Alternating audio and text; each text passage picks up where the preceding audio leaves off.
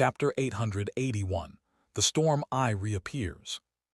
Even if they lured Gorsa to the Kamaduchi, could Yura really intend to kill him? Kira was also aware of Gorsa's background. All she could say was that some people's willfulness truly came from having the capital to be willful. Kira didn't understand the Black Tide or the Abyssal Eye. In her view, Gorsa, who came from a family with a fourth-rank wizard and was favored by them, was already a child of heaven, a carefree existence. You, when you hadn't been resurrected yet, didn't you always want to escape from Gorsa? Isn't this good now? If you want the power of Kamaduchi, as long as you're willing to be a qualified leader, I'm not unwilling to hand it over to you. But Yura waved her hand dismissively, as if uninterested. You don't understand. Kira didn't want Kamaduchi to subsequently attract retaliation from the Glare family, and still tried to persuade her. Yura, if you want to harm Gorsa, setting aside whether you can succeed, but afterward you and I will definitely be struck down and retaliated against by the Glare family. They have a fourth-rank wizard who could make you wish for death. Yura glanced at Kira. You know nothing and have no right to speak. She raised her hand and sealed Kira's mouth, making her upper and lower lips grow together directly. Glare doesn't have the energy to look after Gorsa anymore. This is also my only chance. As for Gorsa, I won't kill him. I'll turn him into my pet and then forever and ever he'll live according to my moods. Don't you think that's good? Kira widened her eyes. She didn't know what had happened to Glare, nor was she clear about who was supporting Yura, but she felt that the Kamaduchi she had worked so hard to protect for so long was really going to have big problems. Kira lowered her head, looking at her toes. Her feet restlessly rubbed against the ground. Even though they were leather-soled shoes, they left several metallic scratch marks on the stone floor. Very faint ones that probably only someone cleaning the floor would notice. I hope Kelly can receive my message. Kira could only seek help from Kelly, who had already left Kema. She was the formal wizard with the closest relationship to Kamaduchi. Most importantly, she should now be with the new master of the borderland, Saul. After doing all this, Kira raised her head and leaned back powerlessly in her chair, watching Yura, who had fallen into madness. For the first time, she hoped that her sister had really died accidentally in that experiment decades ago. That way, her sister's image would still be that of a wizard woman with boundless enthusiasm for knowledge. Just as Yura was waiting for Gorsa to walk into her trap, Frim, who was holding Saul captive, received another message. A storm eye had supposedly appeared in the borderland. Frim had only been holding Saul captive for less than a month, and he had already received 2 letters from the Glare family asking him to release Saul. Frim had ignored them all. But now a storm eye had appeared in the borderland. Even if it was only suspected, it was a very serious matter. The borderland was located in the interior of Stat Continent. If a storm eye erupted within it, the entire borderland would become a dead zone of aberrant pollution. The black tide that erupted from storm eyes was not the same as the black tides from the far north and the Red Sea. The pollution concentration was not even in the same league. And the Sighing Wall and Red Sea tree forests, which mainly relied on resisting sea wave monsters to reduce the black tide's impact on the continent, couldn't function against storm eyes.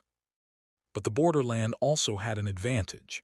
Even if the storm eye's black tide fully erupted, it generally wouldn't affect places outside the borderland. The borderland was a naturally formed pollution residue field after repeated black tide eruptions. Therefore, the borderland had become a very special place. No one hoped the storm eye would really erupt, but if the storm eye there really did erupt, several fourth-rank wizards all wanted to be the first to obtain the anchor points inside the storm eye. Those were the most important resources for their research into the Abyssal Eye. It was impossible to temporarily send a third rank to search for the storm eye now, They lacked both experience and ability. But should they just let Saul go back like this? Frym was silent for a long time. Tell the Stargate Council that I'll send Royer over here. And the Stargate Council can also send someone with rich combat experience against black tides. But the Stargate Council didn't even consider this proposal. They directly rejected Frym's suggestion, then told Frym to release Saul and safely escort him to the borderland, or they would no longer manage black tide affairs. Upon receiving this message, Frym directly destroyed a section of tribunal buildings. At this time, Black Flame Emperor Lo came over with the advice of sighing Wall Wizard Murphy. Ever since Stuart went missing during the fight against the Black Tide while impersonating him last time, Lo had never seen his confidant again. Frym's explanation was that his soul might have been mutated due to the excessively high black tide pollution concentration, making him impossible to find. But Lo was completely unsatisfied with this answer. Stuart wasn't just Lo's confidant. He was the wizard most likely to advance to 4th rank in the Black Flame Empire's future. Even if he wasn't Lo's family, he was Lo's chosen successor. Now that Stuart wasn't there, it meant that if anything happened to Lo in the future, the Black Flame Empire would have no 4th rank wizards. By then, whichever family or faction produced a new 4th rank wizard would swallow up the Black Flame Empire. And this kind of annexation and expansion war caused by upper-level power dynamics would be the most cruel. It might evolve into a war of extermination. This was something Lo, who cared about his family, could not tolerate. Therefore, he had directly left Evernight afterward and no longer discussed the tribunal's subsequent action plans with Frym. But this time, concerning the Storm Eye, although he really didn't want to see Frym, Lo still came. He transformed into a ball of flame and appeared in the high sky above the tribunal. The moment he appeared, a warm yellow light sphere appeared opposite him. Frym, don't forget the original purpose of establishing the tribunal. Frym responded in a low voice. Resist the black tide, eliminate the abyssal eye. If we can't do that, at least don't let the abyssal eye erupt again and preserve the seeds of the wizard world. Both fell silent for a moment. I've almost forgotten the first sentence. Because they couldn't find a way to eliminate the abyssal eye, the tribunal could only settle for the next best thing, resulting in everyone almost forgetting their ultimate goal now. Finally, Lo spoke first. No matter how powerful Nefrit is, it can't simultaneously resist black tide monsters attacking from 2 sides, so Stat Continent can't have problems either. If the borderland gets polluted again because of Saul, Murphy will definitely yield to the Stargate Council in the next anchor point competition. Frym still didn't agree immediately. Lo had to persuade again. I know that because the Stargate experiments have started, the Stargate Council has paid much less attention to black tides, but they won't mind having a few more anchor points. Even if they can really transfer beyond the Stargate, the pollution there won't be much better than the wizard world. Frym sighed deeply. I understand. Give me some time to consider. Lo knew that Frym was extremely arrogant, so trying to persuade him to change his mind was also very difficult. If it weren't for the suspected Storm Eye eruption, other reasons probably wouldn't be able to move Frym. He didn't pressure the other party to make an immediate decision, as that might backfire.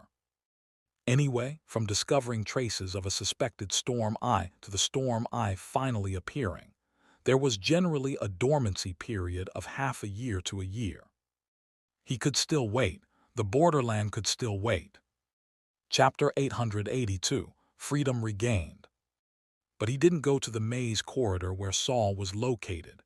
Instead, from the hollow area of the corridor, he kept sinking down, seemingly reaching the bottommost space of the maze corridor. Here there were no square right-angled corridors, only a small square room. In this room, there was a suspended golden thread.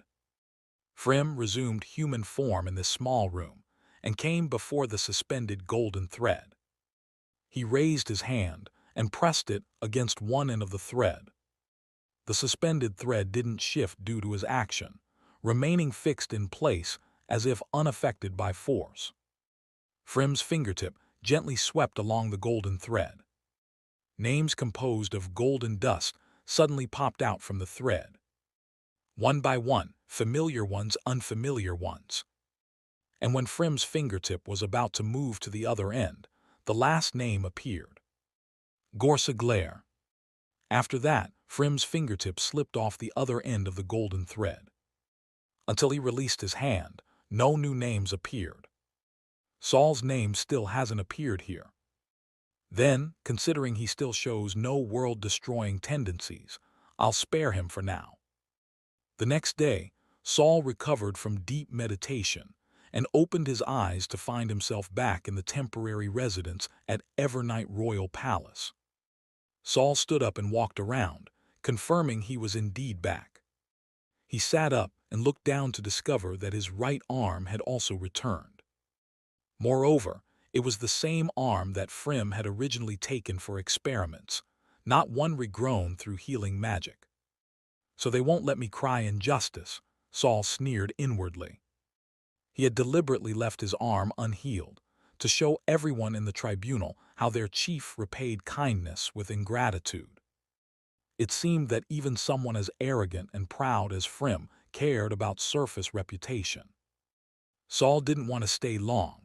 He quickly packed up the experimental items in the room and walked out with a cold expression. When the door opened, Leah and Sandor's guards were all standing by the entrance. Lord Saul, Leah stepped forward happily. The other attendant, naturally, didn't dare compete with a wizard for speaking opportunities. Leah, what happened that made him willing to let me out? Saul pretended not to know. Leah looked even more excited than the newly released Saul. Lord Saul, news came from the borderland of a suspected Storm Eye. You need to return immediately to handle it. Then Leah used secret speech magic to inform Saul. But if the Storm Eye threat passes, Chief Frym might still ask you to return. Leah spoke rather diplomatically. It should really be drag you back. Saul instantly understood her meaning, his expression unchanged. I'll go see Sandor and Mido, then set off. Saul walked down the steps and said to the attendant standing aside, take me to see your emperor. After a month's separation, when seeing Sandor again, his overall bearing had changed considerably. At least compared to his former victim-like state, he looked more like an emperor now. His palace was now attended by many guards and court ladies, but from the fact that he still had his previous attendant fetch Saul, it was clear that these newly added guards hadn't gained his trust. Though his surroundings had become lively, none were his own people. This feeling was more like being monitored. False liveliness versus real loneliness. It was up to Sandor to choose. Lord Saul. Upon seeing Saul, Sandor immediately descended from his high throne, his white cloak sweeping across the golden carpeted steps. Sandor was flanked by beautiful-faced maids. With lowered brows and eyes, they appeared respectful and submissive. Saul said directly, I want to see Mido, come with me. Though Sandor's status and position had undergone earth-shaking changes in the past month, when facing Saul, he seemed to still be the same unpretentious middle-aged man as before. All right, Sandor waved for the maids on both sides to withdraw. I was just thinking of telling you about Mido's recent condition. Saul grabbed Sandor's wrist, and both figures instantly vanished.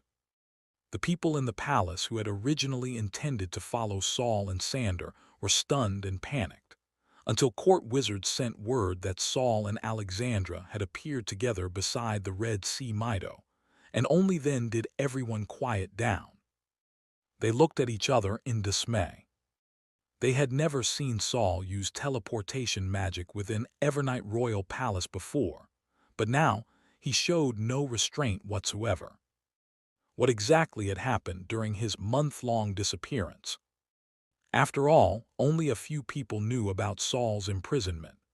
Even Sander thought Saul had participated in some secret experiment, which was why he had only seen messages, but not the person this past month. However, when Sander turned around and found himself standing on the Red Sea with Saul, his heart still skipped a beat. Why does Lord Saul show no restraint toward the tribunal people and directly use teleportation magic? But though Sander was puzzled inwardly, he said nothing outwardly. He pointed at the black tree that had grown as vast as a broad canopy of clouds. Mido has grown this large now, but starting 2 days ago, her expansion speed began to slow. At this rate, there are still 5 defense zones of Red Sea tree pollution that can't be absorbed. Saul brought Sander down onto Mido's tree roots, then released Sander.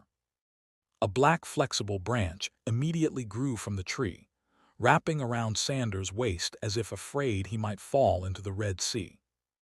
Saul nodded. The more Mido showed she cared about Sander, the better. Them becoming a community of shared interests benefited both.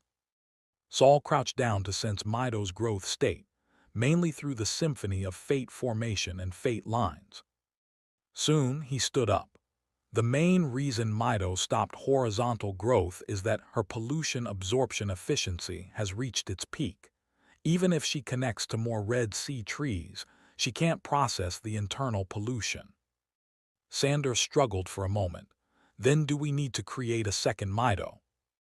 Do you have a second sister? Saul joked, then lowered his head to touch Mido's trunk. Suddenly, he realized that according to the inverted tree's state, Mido should currently be head down, feet up. So wasn't he currently touching Mido's little bottom? Saul silently stood up and said to Sander, "There's no rush now. Mido still has room to grow. Her body has a special part that can grow by absorbing death energy, and the death energy in pollution works too, so given some time and energy, she can completely expand herself to cover the entire coastline." Hearing Saul's words, Sander's heart settled. Though before Mido fully matured, some Red Sea tree pollution couldn't be cleaned as before, the tribunal would surely find ways to solve this minor difficulty. After all, even without Mido's appearance, the tribunal wouldn't allow the Red Sea trees to wither, though their solution might be much more brutal than the current one. After checking on Mido and Sander, Saul saw Royer by the seaside. After a month of recuperation, his physical and soul body conditions had improved considerably. Royer stepped forward. "I'll escort you back." Seeing Royer, the smile disappeared from Saul's face. "Aren't you busy?" Cough, cough, Royer fake coughed twice. "I don't want to be this busy either." He quietly defended his powerlessness in a small voice. Chapter 883. Return to Purity Wizard Tower. As soon as Saul emerged from the maze corridor, after taking one last look at the Mido he had planted, he followed Royer all the way to the ultra-long-distance teleportation array. After that, Royer didn't accompany Saul back to Stat Continent. Instead, Leah drove the carriage to escort Saul back. "We've entered Stat Continent, Lord Saul." Leah cheerfully drove the carriage. "However, this is Dwarf Valley where you can't." Saul suddenly emerged from the carriage and placed one hand on Leah's shoulder. "Leah, be careful when you return." Leah's face suddenly flushed red, but it quickly faded. "Lord Saul, you've done many things for me, but you may have lost the tribunal's trust because of it." Leah pressed her lips together, but didn't seem to mind. Saul held Leah in place, not letting her turn around. "If that's the case, would you still be willing to continue working for me?" Leah's heart jumped suddenly. Feeling the strength in Saul's arm, her knuckles gripping the reins turned white with tension. She didn't answer immediately, afraid that would make her seem insincere. Only after the carriage had traveled several more meters did Leah respond firmly. "I'm at your service anytime, my lord." Saul had been squinting his eyes, watching the fate lines emerging from Leah's head, nodding vigorously at him. Good, Saul released Leah's shoulder. After you return, apply for work taking care of Mido as soon as possible. This job won't involve too many secrets, so you should be able to get it. Leah nodded repeatedly. Then you need to pay attention to Black Flame Emperor Alo's movements. If he visits Evernight again, immediately inform Mido or Alexandra about it.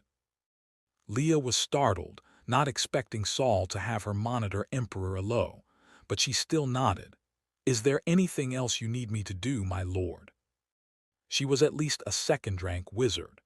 Using her only to monitor the Black Flame Emperor's movements seemed like a waste of talent. But Saul said, don't do anything unnecessary. You can't hide your attitude toward me from others, so the smaller your actions afterward, the better. After this sensitive period passes, I have other tasks for you, but if you attract too much attention, it won't be convenient for me to have you act openly. Leah nodded repeatedly. Because of her constant care for Saul when she returned to Nefret, she might face a period of cold treatment and observation. The fewer actions she took, the sooner she could escape being monitored. I understand, my lord. Then farewell, Leah. Suddenly feeling lighter behind her, Leah turned around in surprise to find that Saul was no longer in the carriage. She instinctively tightened the reins, and the flying horses silently slowed their pace. Can my lord teleport even in Dwarf Valley? There, Saul's figure appeared in the Purity Wizard Tower. This trip out, he had almost ended up on someone's experimental table again. It had to be said that, although he was already carefully hiding his strength, his too rapid advancement still attracted too much attention. First Ophelia, then Frem. They were all interested in certain parts of Saul's body. Saul decided to change his approach from now on. Since several fourth ranks had basically discovered his special nature to some degree, there was no need for him to keep hiding himself, acting as if anyone could bully him. His deliberate display of being able to teleport in Dwarf Valley in front of Leah was the beginning of this change. Sometimes, showing a bit of muscle could give those who followed you more confidence. Saul walked to the bedroom window and looked at the scenery outside. Beyond the perpetually frozen Rhine Lake was an even more vast mushroom forest. These mushrooms were also much taller than when Coachman Marsh had first planted them. Obviously, Marsh had also improved the mushroom cultivation methods. In the distance was Rhine City, still expanding.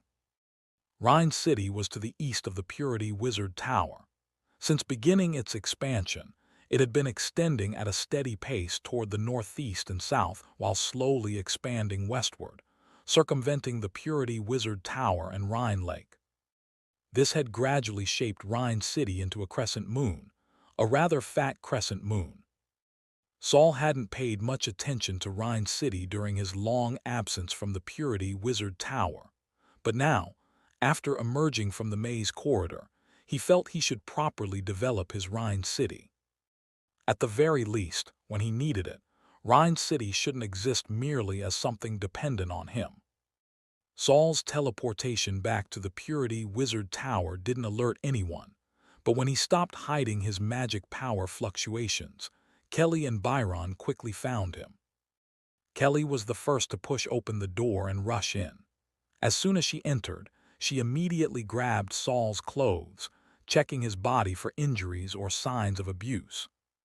Saul looked at Byron standing at the doorway without immediately entering and felt somewhat awkward. Cough, cough. What are you looking at? You know about my healing ability. Any wounds would have healed long ago. Kelly released Saul's tattered cloak and said indignantly, We got word from the big tree that you were imprisoned, telling us to quickly find a way to rescue you, or you might be skinned and have your tendons pulled, your hands and feet cut off, and be thrown into various solutions to observe abnormal reactions. Saul's mouth twitched. Are those Shea's exact words?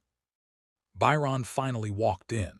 Yes, so we immediately followed the agreement and faked a storm eye, but even so, you returned later than we expected. Though Byron didn't physically examine him, his mental power had already swept over Saul's body. "Were you injured?" "I was used as experimental material and rolled around in the black tide once, but no wounds were left." Saul looked at his right arm. After all, having spent several days in someone else's custody, Saul had carefully checked for any hidden dangers when he returned. However, whether checking with the dead wizard's diary or fate lines, no abnormalities were found. It seemed Frym was too proud to even bother leaving secret methods behind. But this same proud Frym had created an elaborate chain of deceptions to assassinate Gorsa. Saul rubbed his chin. He could only say his master was sometimes really hateable. Though Kelly and Byron saw Saul intact, they were still angry. Kelly crossed her arms and pouted. "HMPH, they were the ones who invited you over, then treated you like this." Byron thought about what came next. "The fake storm eye we created can only last a few months. If the risk alert is lifted next, will they try to capture you again?" Saul nodded. "According to the information I received, if nothing happens in the borderland, they'll use forceful methods to take me back." "Why do they insist on taking you away?" Kelly asked urgently. "Can we solve the root of the problem before then?" "Because I can treat black tide pollution, and during the previous black tide invasion of Nefret, I performed too excellently," Saul said helplessly. There was no choice.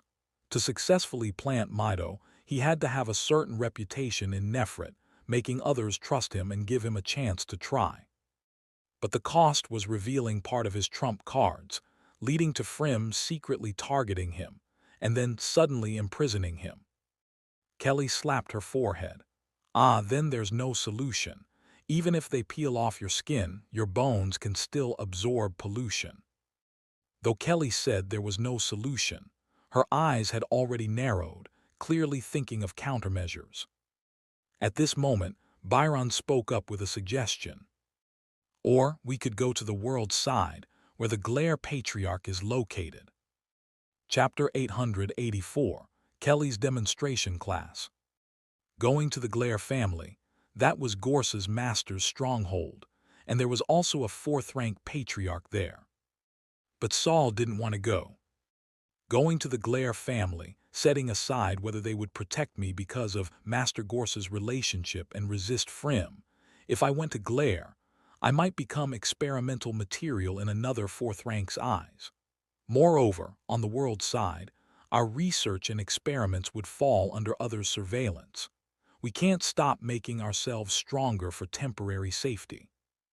The room fell quiet for a moment. Just then, both Kelly and Byron had hoped Saul could hide first.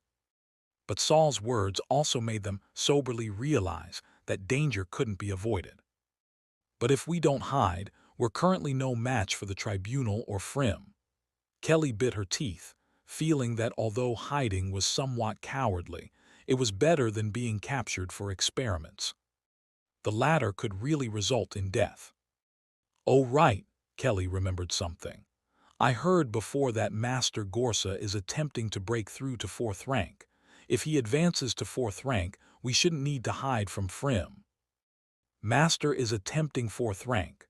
Saul stroked his chin, realizing this was crucial information. Something flashed through his mind, but he couldn't form a complete thought yet. An idea was on the tip of his tongue but just wouldn't come out, frustratingly elusive. Saul simply changed the subject for now. "Let's not talk about this for now. We still have several months to think of countermeasures. How are your bone experiments progressing?" Before leaving the borderland, Saul had assigned both of them experiments related to bone monsters. Byron mainly communicated with bone monsters to see if they could be made to follow orders. Even simple commands would suffice. Byron had learned communication methods from Floco, and now facing the bone fish Saul had left behind, he actually had some success. True consciousness communication isn't possible yet, but I can already make it follow some simple instructions. Saul was delighted. He currently controlled the bone-flying lizard through force, but if he wanted it to do things for him, that was very difficult. Then let's go see it now. Saul couldn't wait to see Byron's research results. However, Byron pushed Kelly forward. Before that, I think you'd be more interested in Kelly's research results. Kelly's work mainly focused on studying the pollution on bone monsters. However, Saul had never expected Kelly to achieve results in such a short time. But unexpectedly, the genius wizard Kelly truly gave him a surprise. "Let's go underground first," Kelly said cautiously. Though the Purity Wizard Tower was also equipped with various anti-spying and anti-detection magical arrays, the most secretive place was still the two underground levels of the Wizard Tower. The first underground level was their laboratory, and the second underground level housed the Black Sea tree source and little algae. Saul directly teleported, bringing Kelly and Byron to the first underground level. He and Byron each pulled up a chair and sat down facing Kelly, like students preparing for class.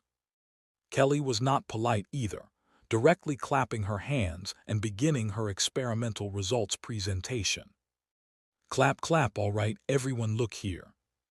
As everyone knows, although I major in metal attribute elemental particles, my focus is rather specialized research into metal radiation. I once had two milestone research achievements, Alpha and Beta, but over all these years, I certainly haven't stood still. Actually, when I was in Kamaduchi, I was already attempting to improve Alpha metal and study the principles behind radiation damage." Kelly tossed a magic scroll to Saul. Saul caught the scroll and unrolled it. It was covered with dense formulas and hand-drawn magical arrays. "Through several rounds of testing, I discovered that radiation is actually very similar to our mental power and magic power. They're all a type of wave. It's just that this wave is very stable and can penetrate most materials." Kelly spread her legs slightly and put her hands on her hips. "Fortunately, I'm not an evil wizard, or I could use alpha metal to silently kill many people. Not only that, I found that when I strengthen alpha metal's intensity, I can also directly affect wizard magic effects by changing the radiation's wave patterns." Kelly's demonstration had already exceeded Saul's expectations. He had always believed Kelly's magic would be very powerful, but now she could directly affect others' magic power. This effect was terrifyingly impressive. Although Kelly's current strength wasn't powerful enough and could only affect limited people, this meant Kelly was definitely a potential stock. Once she grew stronger, she would probably become many wizards' nightmare. "What level can you achieve now?" Saul directly raised his hand and released a small fireball. Though it was only first-rank magic, the fireball released by him was still intensely hot, instantly making all elemental particles in the room agitated. Kelly was not polite either. She faced Saul and raised her palm, her face and palm simultaneously beginning to show a bronze color. Then Saul discovered his palm's fireball became unstable and completely scattered within a few breaths. Saul had been watching the fireball in his hand the whole time, naturally understanding that the fireball's disappearance was due to interrupted magic power supply, causing the fire elements to be unable to maintain according to their original runic patterns. "The magic power was disrupted by your radiation after leaving my palm. Kelly, can you now affect the magic power fluctuations inside a wizard's body?" Kelly withdrew her hand, and the bronze color on her face began to disappear. "I can, but only affect wizards weaker than me. For wizards stronger than me, my radiation temporarily cannot shake the magic power fluctuations they control. Like just now with you, if you hadn't let me act freely but actively used magic power to maintain the fireball, I wouldn't have been able to destroy your fireball technique so easily. Indeed, abilities like magic forbidden domains couldn't be easily achieved." But Kelly's research direction wasn't wrong. However, this seemed different from what Kelly was originally supposed to research. Kelly saw what Saul was thinking. She directly went to the experimental cabinet and took out a special material. Black unknown matter kept writhing in a transparent crystal test tube. If not for the microarrays inscribed on the tube, it would be impossible to preserve what was inside long-term. This was the pollution source Saul extracted from patients' bodies after treating their black tide pollution. He had many of these pollution sources, and even now his body still preserved some black tide pollution extracted from tribunal wizards. Kelly held the test tube before her eyes. When researching radiation and black tide pollution, I discovered that black tides also seem to be a type of wave, and I'm attempting to directly use radiation's power to make black tide pollution become active or sluggish. Currently, initial results have been achieved. Saul immediately stood up. Chapter 885, Bone Fantasy. Saul had never imagined that after just 1 year away, not counting the 3 days he returned midway, Kelly had already turned radiation magic into a means to fight black tide pollution. Black tide pollution isn't limited to contact with pollution sources. Looking at it this way, pollution is indeed very likely to be a type of wave. But while it has wave properties, it's not entirely a wave, or it wouldn't explain pollution's other characteristics. Saul paced in place for 2 steps, then suddenly turned to ask Kelly, "How did you conduct the experiment?" Kelly pursed her lips, her gaze beginning to wander.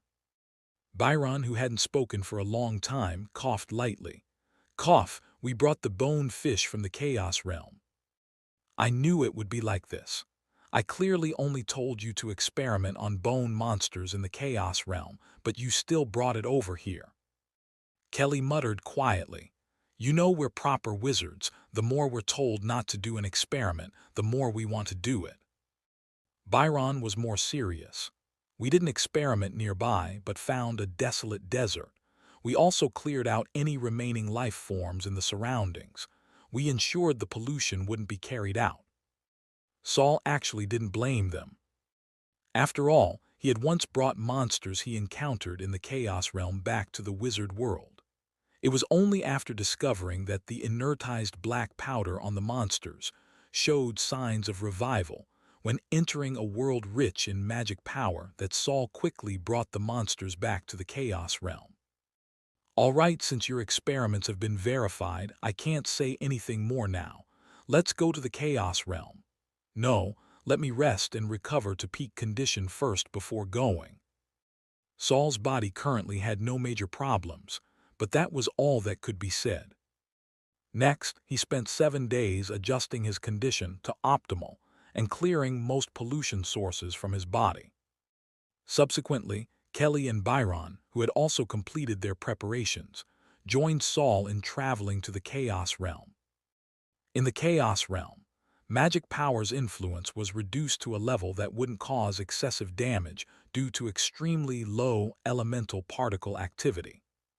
So Kelly directly took out her Alpha Plus metal and used her own unique magic, Phantom Demon Armor. Alpha Plus melted in Kelly's palm and seemed to drill into her body. Afterward, those metals seemed to seep out from Kelly's pores all over her body, covering her entire skin. Byron pulled Saul back a few steps, leaving Kelly space to operate. After donning full armor, Kelly's movements became sluggish. The metal skin on her body was flexible, but the side effects of radiation would slow her physical reactions. However, Kelly was careful to protect her brain and soul when casting, so her thinking wouldn't become dull due to radiation. Then Kelly gestured to Byron, who immediately activated the reverse inertization formula, turning the inertized black powder around Kelly back into highly polluting black tide. Saul stood outside the isolation zone, closely watching the changes in wave collisions between Kelly and the black tide. He discovered that the special magic power fluctuations on Kelly's body, like the metal skin on her body, were tightly and regularly distributed. When the newly active black tide nearby approached her, It maintained a layer of separation from her body due to invisible repulsive force. This meant the two never truly made contact from beginning to end. After waiting about 5 minutes, Saul cooperated with Byron to immediately activate the inertization formula, turning the black tide around Kelly back into black powder. Subsequently, Kelly also withdrew the metal skin around her body, transforming it back into Alpha Plus metal in her palm and sealing it with a special containment crystal sphere. Although Alpha Plus metal was created by Kelly, its destructive power was enormous, and even Kelly couldn't contact it for long periods without proper protection. When Kelly walked out of the experimental area, Saul immediately approached her. They had a set of instruments for testing pollution levels, but Saul didn't need them. He directly transformed his hand into gray, semi-transparent tentacles and covered Kelly's nape. Kelly's forward movement paused for a moment, then she asked nonchalantly, "How is it? Did you detect any pollution?" "Yes." Kelly's eyes widened. "But it's within acceptable range, or rather far from the critical point that would harm your body." "Way to scare me." Kelly rolled her eyes. Now she was a graceful young woman, and even her eye-rolling looked beautiful. But Saul didn't notice Kelly's eye-rolling. Her unique discovery regarding black tide pollution gave him new ideas. "Can others master this radiation magic of yours?" "Theoretically, yes, but it's very difficult." Kelly had also thought about this problem. "My body has adapted to alpha metal radiation. If others want to use this magic, they'd have to start adapting from the weakest beta metal radiation, all the way until they wouldn't die from alpha plus before they could attempt this magic. So unless they adapt to radiation over time like you did, only third-rank wizards and above could possibly use this magic." Kelly shrugged. "Among third ranks, probably only a wizard like you who's bathed in black tides would dare try it easily." Black slender tentacles extended from Saul's nape, then were pressed back by Saul's raised hand. "It's not your concern, little algae." After pressing down the little one who thought it heard its name, Saul said to Kelly, "My bathing was not comfortable at all. I'd really like your phantom demon armor too. However, the black tide pollution concentrations we've tested so far aren't very high. They can't compare to black tides surging from storm eyes, much less those near the abyssal eye." Byron had just finished cleaning up the experimental equipment and approached the two.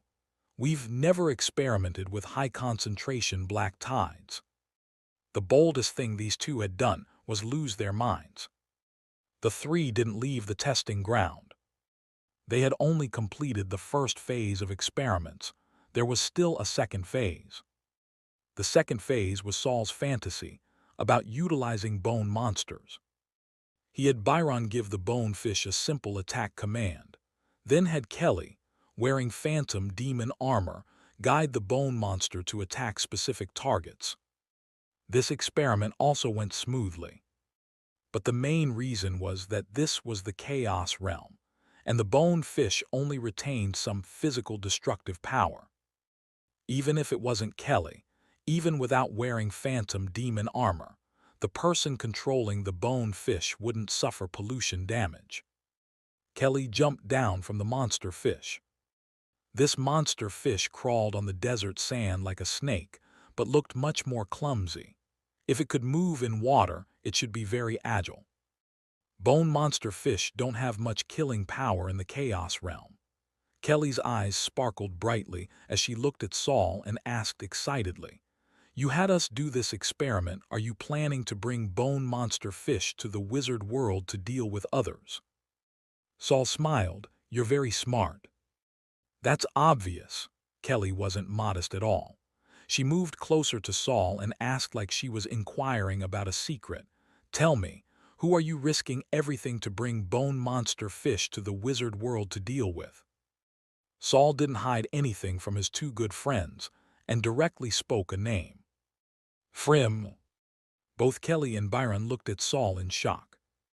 They had just given Saul a surprise, and now Saul unceremoniously returned them a shock. Chapter 886, Highest Priority. Saul left the Black Desert to find Noah, giving Kelly and Byron some time to digest the information. After all, not everyone could quickly calm down after hearing about going up against a fourth-rank wizard who possessed one of the world's greatest powers.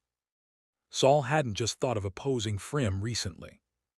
As early as when he heard that the rebellion at Gorsa's Wizard Tower had faint traces of the tribunal behind it, he had thought about what he should do if the tribunal issued a death warrant against him one day. It was just that he had been too weak back then, so thinking about it was useless, and this thought had been buried deep in his heart. Until he was semi-forcibly invited to Evernight, Saul had always honestly hidden this idea of his. Until Phrym suddenly imprisoned him and took away one of his arms without warning. That day, Saul's long-hidden thoughts of opposing the tribunal reignited.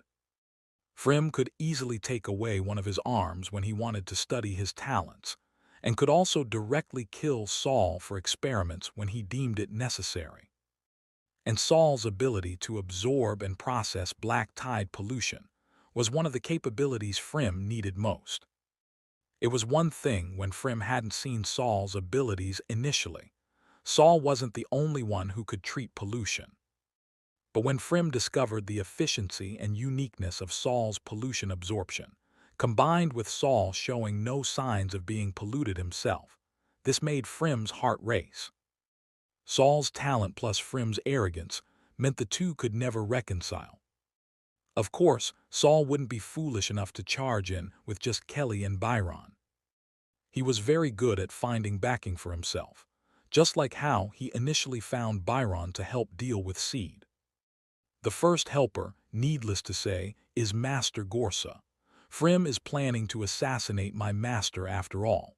As for the second, I think the Black Flame Emperor would very much like to know Stuart's whereabouts. While Saul was considering what forces to unite against Phrym, the bone-flying lizard had already carried him to the sky above Blackwater City. After half a year, there seemed to be some changes here again. The population outside the city had increased, but most were slaves wearing shackles. It seemed Noah had already begun external campaigns and achieved some results. Saul had the bone-flying lizard remain in high altitude where people couldn't notice, then teleported to Noah's side himself. Deities couldn't always appear before people, so this time only Noah needed to know he had come. Saul appeared invisibly beside Noah and saw him standing behind Scorpion, watching him handle affairs. Noah now wore a black robe with a white half-skull on it, and below the skull was a scale. This seemed to be Noah's designed religious emblem. The emblem was a pattern printed with magic. The local production capabilities couldn't create such exquisite and detailed patterns. Out of curiosity, Saul also stood behind Scorpion and listened for a while, discovering that Scorpion was just handling administrative affairs. But he could see that, although Scorpion had trained for several years, he wasn't a qualified ruler. His will wasn't firm enough. He always wavered, sometimes thinking this person was right, sometimes thinking that person also made sense. So matters would be discussed and deliberated endlessly without decisions being made. Noah watched from the side with slightly furrowed brows, but didn't speak up to offer suggestions. By the time Scorpion finally decided on a plan and requested another person to report results for timely corrections, an hour had already passed.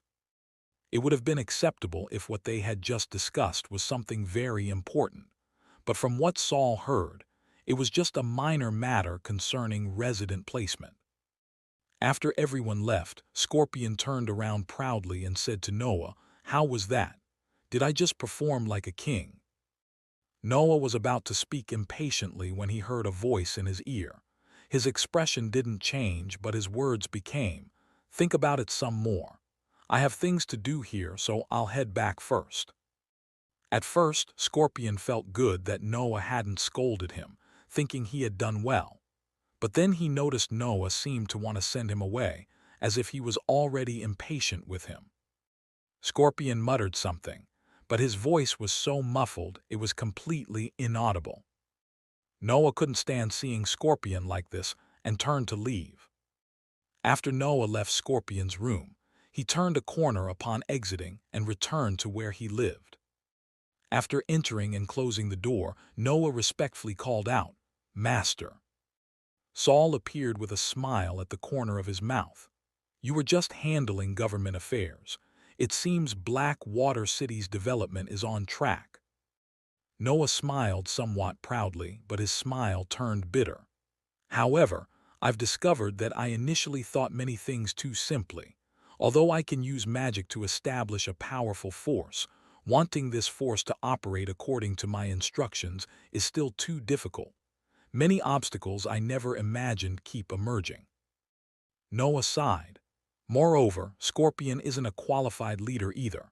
I first encountered him, and he had also seen you, so to better integrate into the local tribes, I acted close to Scorpion. This led them all to think Scorpion held a high position with me, gradually pushing him into the leader's position. But as time went on, I discovered that Scorpion isn't suited to be a leader." Saul didn't care about these details. If he's not suitable, replace him. To push Scorpion onto the stage initially, I put in considerable effort. Now replacing him would cost even more. After all, Scorpion has already accumulated high prestige. Don't mind sunk costs. Replace when you should replace. The resources you're using here aren't much. But after thinking it over, Noah still didn't seem inclined to replace him. He just looked at Saul hopefully. "Master, do we have a way to directly modify Scorpion's body?" Saul looked at Noah. "How would you modify him?" Noah's eyes burned brightly. "I want to make Scorpion extremely powerful, enough to be invincible on ordinary battlefields, to quickly conquer all known hostile tribes in the region." Saul reminded Noah, "Super-intensive modification of ordinary people's bodies often costs lives." But Noah smiled. Saul suddenly understood Noah's thinking. You want Scorpion to die at his peak, leaving behind a spiritual leader, then replace him with a more capable successor who doesn't have as much prestige. Noah's smile suddenly froze as he asked in shock, How did you know?" "Maybe I've read too many books." Saul casually brushed it off. "You don't even need to ask me about this. Didn't I leave Anne to help you? Anne is proficient in flesh magic. You can ask her directly." Noah had no idea that Anne was proficient in flesh magic, because she never conducted magical research or study here, only relied on her sharp spider legs that could transform into a spider's lower body to harvest enemies' lives. She had become a powerful spider woman warrior. "By the way, isn't Anne here?" Saul tried sensing Anne's presence. She seemed to be quite far away, and their connection was somewhat tenuous. "Ah, Lady Anne is leading a team to collect bone monsters. Your affairs are naturally the highest priority." Chapter 887, Signs of Revival. After mentioning that Anne was collecting bone monsters, Noah belatedly realized he had delayed Saul's important business with his trivial matters. He quickly said, "Master, do you have any new instructions for coming here?" Only then did Saul speak unhurriedly. "How many bone monsters have you collected so far?" "Currently, the only complete one is still the fish bone I gave to you. The others are all incomplete limbs, and more are just bone fragments that can't even tell what creature they belong to." Noah felt somewhat ashamed because the process of searching for bone monsters hadn't gone smoothly. After all these years, there was only one small fish, which couldn't compare at all to Saul's current mount. But Saul wasn't disappointed. The bone-flying lizard he had originally found was actually because he had transformed into black bone and exposed the anchor point in his palm, which attracted the giant lizard slumbering underground. That giant lizard had been at an unknown depth underground. Before it emerged, Saul was completely unaware of it. When these bone monsters slept, they were as silent as real corpses.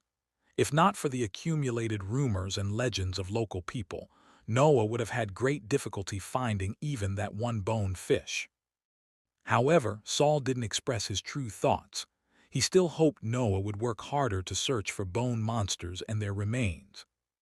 You still need to try to collect more bones. Complete monsters are best, but if there aren't complete ones, incomplete skeletal remains are needed too. He told Noah, usually you can send more people out to search, and if there are clues, send people with stronger combat power. Noah nodded repeatedly. Now, give me all the bone monsters you've collected. This was the real purpose of Saul's hurried visit. Because the bones aren't good to have people guard up close, I buried all the bone fragments in Blackwater City's great cemetery. Burying bones in a pile of corpses was indeed not easy for people to discover. Saul asked about the location, then directly disappeared from Noah's room. Noah actually still had some things he wanted to say to Saul. Although he was now wholeheartedly developing the death cult centered on Saul, he also had some magical questions he wanted to consult about. However, seeing that Saul had already left, Noah could only suppress his desire for knowledge. He looked at the dusty magic notes in his room and sighed softly. It seems it's time for me to find a successor too. Noah, not yet 15 years old, was making the lament of a 50-year-old. Saul came to the great cemetery and found it was very far from Blackwater City. Except for a few guards, basically no one lived nearby. Calling this place a great cemetery was also flattering. It could also be called a mass grave. Obviously, due to rapid expansion and searching for bone monsters, the residents and slaves of Blackwater City had also paid with many lives. The dead here were buried underground in disorder. Some were dozens of people buried in one big pit, not much different from a chaotic burial ground. The bone monster remains and fragments Noah mentioned were buried in the largest corpse pit. It seemed Noah had intentionally concealed the purpose of bone monsters, only revealing the rarity of complete bone monsters. Perhaps he was afraid others would discover the bone's special nature and compete with him for resources. Saul casually collected the disguised and buried bones, then teleported again, returning to the bone-flying lizard in high altitude. Then, according to the information Noah gave plus his own sensing, he determined Anne's location and set off again. Anne's location was some distance from Blackwater City. If traveling normally, it might take 10 days or even dozens of days. This time Saul had plenty of time and wasn't in a hurry to teleport there. Instead, he flew while observing the terrain of the Chaos Realm. To complete the tasks Saul assigned and develop Blackwater City's power, Noah had almost never actively requested Saul's help during this period. But just because the little apprentice didn't speak, didn't mean the master wouldn't help at all. While flying, Saul memorized the terrain and tribes of nearby areas, using his powerful memory to help Noah draw a very precise map. With this map, Noah would be more comfortable when making expansion plans and city construction. From high altitude, Saul discovered there weren't many tribes near Blackwater City. It seemed they had basically all been incorporated by Noah. But after traveling further forward, Saul saw a dead zone where nothing grew nearby, and strange gases were faintly steaming.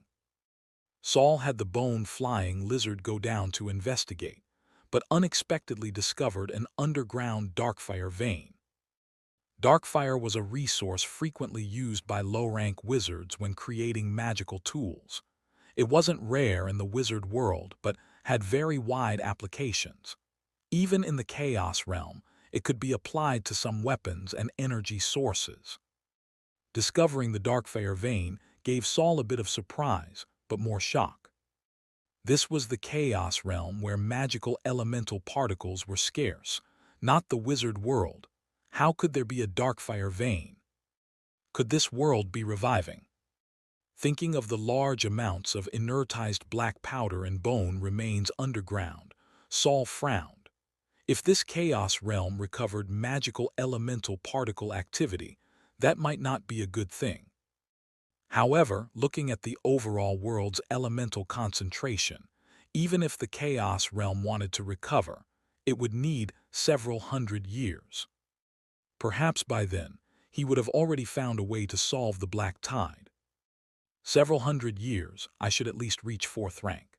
If research in the prismatic world goes smoothly, maybe I could reach 5th rank.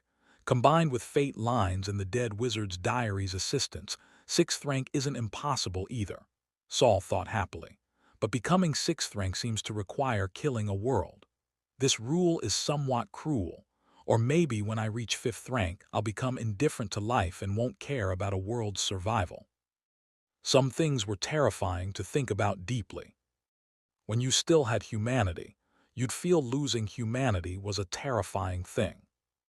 If you really lost all nature for the sake of becoming stronger, had you actually become stronger, or had you disappeared? Saul didn't know what kind of choice his future self would make. At least the current him had to advance to 4th rank. Frim's gaze was already fixed on Saul, and it was hard to guarantee whether he would discover Saul's other special traits. After all, the ability to absorb black tide pollution was considered very inconspicuous among Saul's many talents. Saul had the bone-flying lizard rise to higher altitude again, but before leaving, he cast soul blades and directly opened a gap in the dark vein below. Large amounts of toxic smoke-bearing steam immediately erupted from underground. Gray thick smoke shot straight up to the clouds. This way Noah's subordinates will definitely discover the anomaly here. Saul casually cast a purification spell so that when Noah sent people to mine, they wouldn't be completely wiped out. Of course, he couldn't directly feed Noah either. Benefits obtained too easily weren't conducive to Noah establishing prestige among the people. After doing all this, Saul continued on his way, preparing to check on Anne's progress. If I can get several more complete bone monsters, I might be able to reorganize them into a more powerful existence. Releasing that against Frim would be more threatening. Chapter 888, Anne and Lucia. Even riding the bone-flying lizard, it took Saul a full day to reach Anne's location. Of course, halfway there, he also helped his little apprentice deal with some troubles, such as dangerous monsters lurking underground. Actually, if Saul didn't need Noah to quickly establish a large force to rapidly collect scattered bone monsters throughout the Chaos Realm, it would be better to let Noah face these dangers himself. For now, it was better to let him grow smoothly.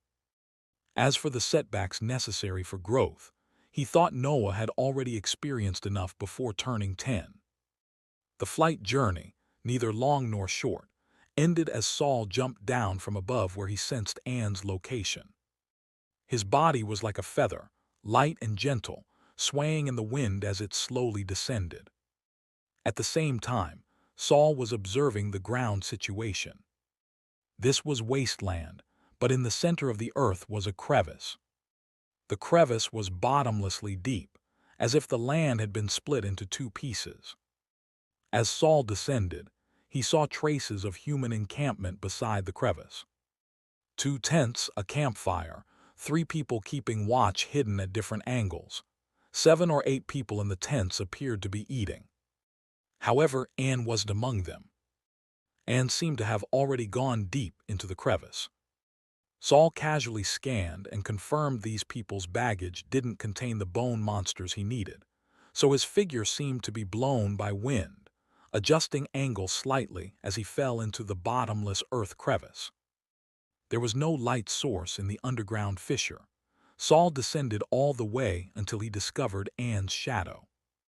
Though surrounded by complete darkness, Saul's mental power had already outlined Anne's silhouette. What slightly surprised Saul was discovering Anne hadn't come down alone. There was actually a little girl beside her. Her outline looked 15 or 16 years old, about the same age as Noah. Since Saul descended silently, Anne was still conversing with the girl. "This is already the 13th piece. Can you tell anything?" First was Anne's voice, sounding gentler than before. The little girl's voice came, "Teacher, I can't see anything." "Then what did you discover?" "Among the 13 pieces, 5 might come from the same bone monster." "Yes, this means we might very well find the third complete bone monster here. Or maybe half of one. Teacher, you said the same thing last time." "Lucia." He. Listening to their conversation, Saul's face also showed a smile. Anne had actually taken a little apprentice in the Chaos Realm. People here had no ability to cast magic, but their mental power was generally stronger than ordinary people in the wizard world. If they had a chance to enter the wizard world, perhaps many could become wizard apprentices. However, Saul hadn't expected Anne to discover so many bone monster remains here. If the quantity was sufficient, it was indeed possible to piece together a complete bone monster. It was just that Saul wasn't sure now whether the complete bone monsters he'd obtained before all showed certain undead characteristics. He didn't know if those later assembled bone monsters could also possess a certain conscious awareness. "Anne," Saul's voice rang in Anne's mind. Anne froze, and Lucia on her back was suddenly thrown off by her straightened spine, falling directly toward the deeper crevice. However, Anne reacted quickly, directly extending a spider leg to hook Lucia's belt and pull her back up. Lucia wasn't too panicked, possibly related to her inability to see the abyss below her body. She just complained somewhat, "Teacher, you forgot I was on your back again." "Cough, let me take you up first." Anne didn't wait for Lucia to object and directly used all hands and 8 legs to quickly climb upward. Less than a minute later, she climbed back down and lit a torch. In the Chaos Realm, she had also gotten used to using ordinary tools as much as possible, rather than magic. After all, here her magic power could only be replenished with magic crystals smuggled from the wizard world. Even 4th-rank wizards had to carefully and cautiously use their magic power. "Master," Anne's clear features appeared beside the torch. She looked more lively than before. So sometimes, physical fatigue could relieve mental pressure. Because mental pressure was often due to overthinking when idle. Seeing Anne's current state, Saul felt his decision to leave her in the Chaos Realm had been correct. "You've had quite a harvest here." Anne nodded. "We discovered many bone monsters are buried very deep underground, so I thought this crevice might be bottomless. Even using mental power to probe, I haven't found the end. Such a deep place might very well hide the complete bone monsters we're looking for." Anne opened a backpack she just brought down to show Saul. "Look, we've only been here a few days, but our harvest exceeds the past few months." Saul glanced down and confirmed it contained many bone monster remains. Some remains were quite large. As Anne had said before, they might be able to piece together a complete bone monster. This was ultimately good news for research progress. Most of these remains were found in the surrounding walls. Anne added softly, "If there are so many in the walls, might there be even more below?" But Anne hesitated and shook her head. "I don't know why. I didn't dare go down." Saul was surprised. Anne wasn't someone who lacked courage. "Did you discover something wrong?" "I tried going deeper below, but the further down I went, the more panicked my heart became and the pressure grew greater. I kept feeling that if I continued down, I'd never reach the end." Never reach the end. Saul looked down at his feet where there was complete darkness. In his mental scanning, he hadn't yet discovered how deep the bottom was. "Yes, I always feel this place has no bottom.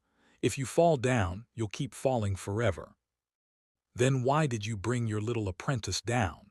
From what she said, you've dropped her several times already." Anne blushed slightly. I can catch up to her falling speed. Besides, when I look at the underground alone, I'm always restless.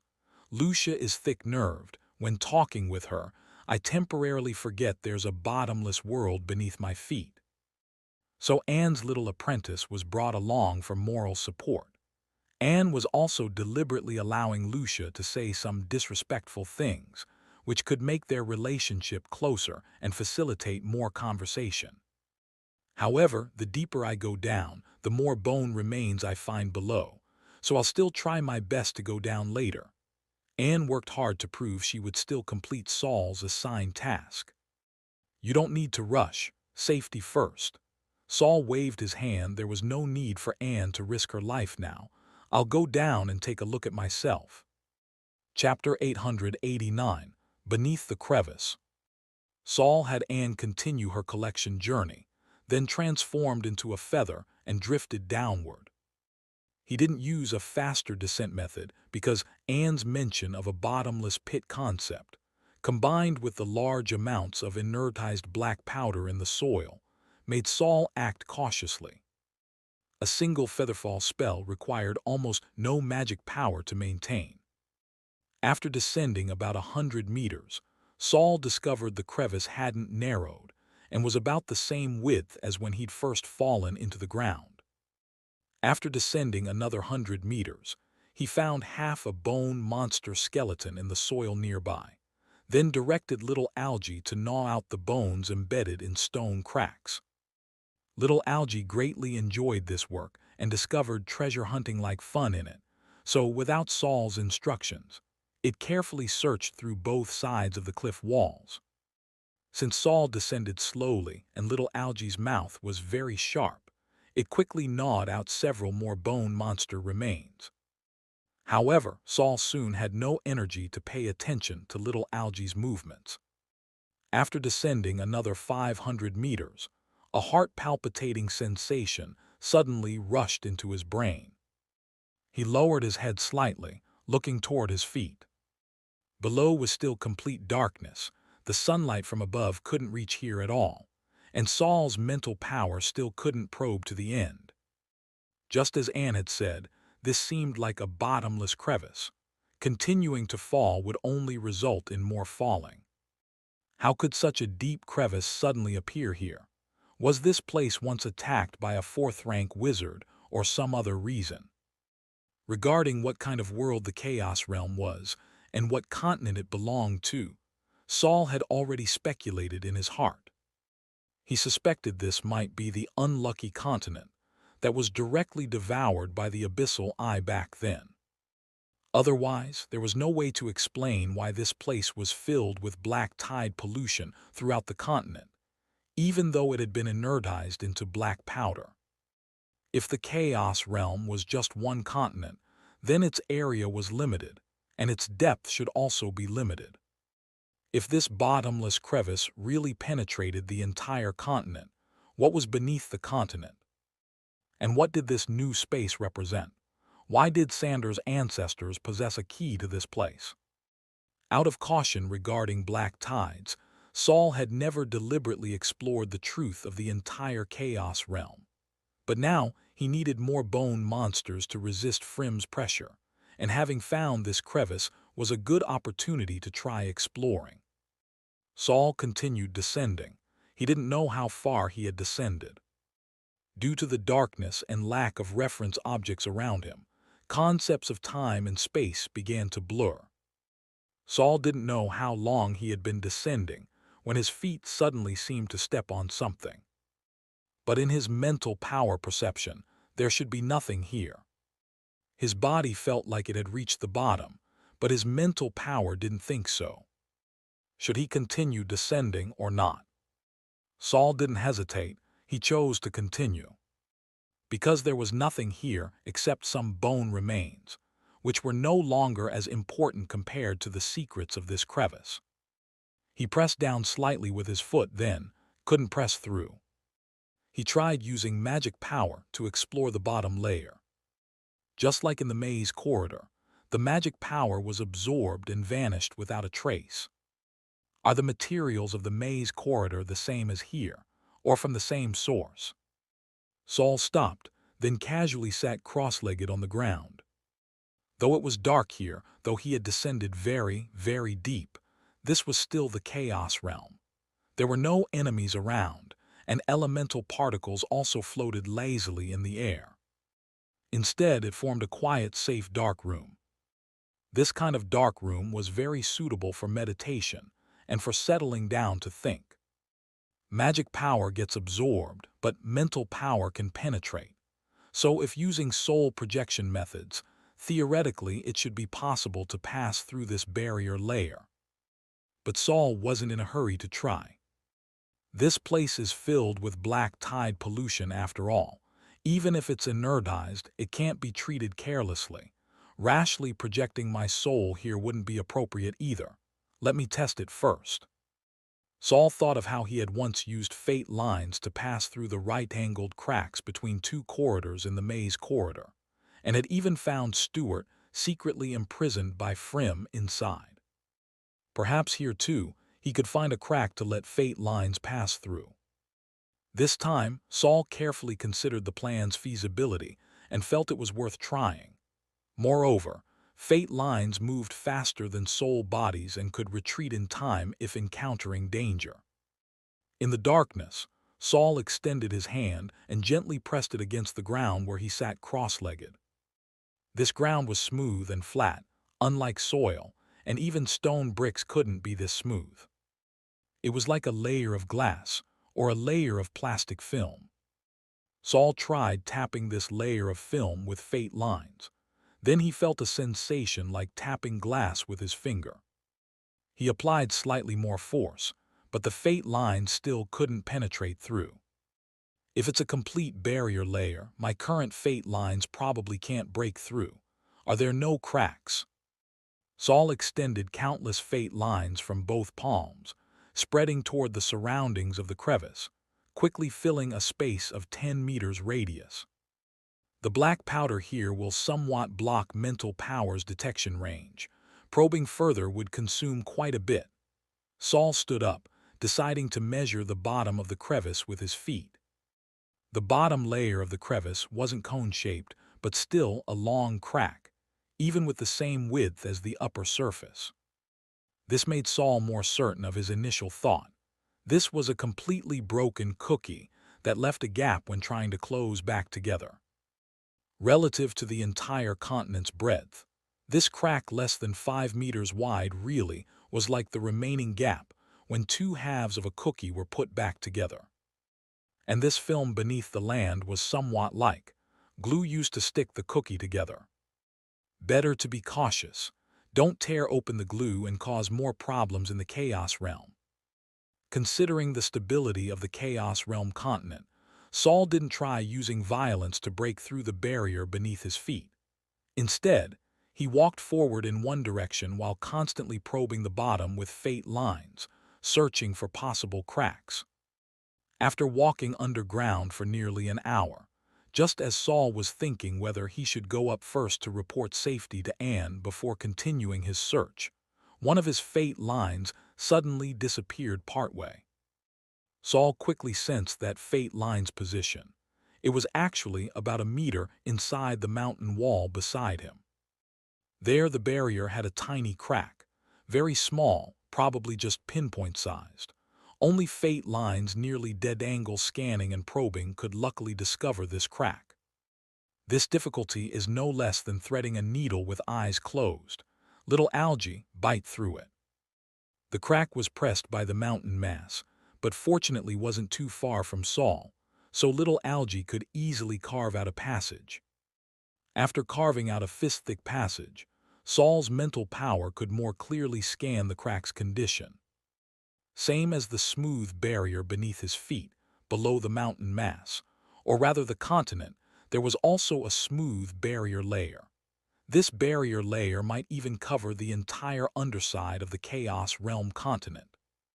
Saul took a deep breath and carefully extended his perception along the disappeared fate line to explore the world beneath the barrier.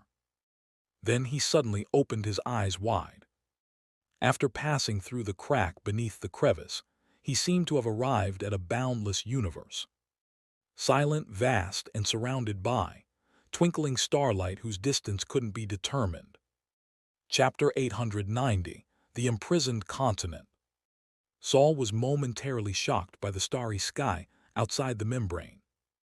Many speculations flashed through his mind, the first being whether the Chaos Realm was floating in the universe, simply protected by a membrane layer so it wouldn't disintegrate in the universe or have to resist cosmic dangers. But this membrane didn't seem to completely isolate everything. After all, it already had a hole, and he didn't know if this hole would eventually become the ant hole that breaks the dam. Saul first checked the hole where his fate line had emerged and found that the fate line's passage in and out hadn't affected the hole's shape. And this tiny pinhole hadn't leaked anything else from the Chaos Realm world to the outside. Not even a speck of dust. In other words, this crack was a hole for fate lines, but not necessarily for this world. After all, a pinhole-sized crack could allow many substances to pass through.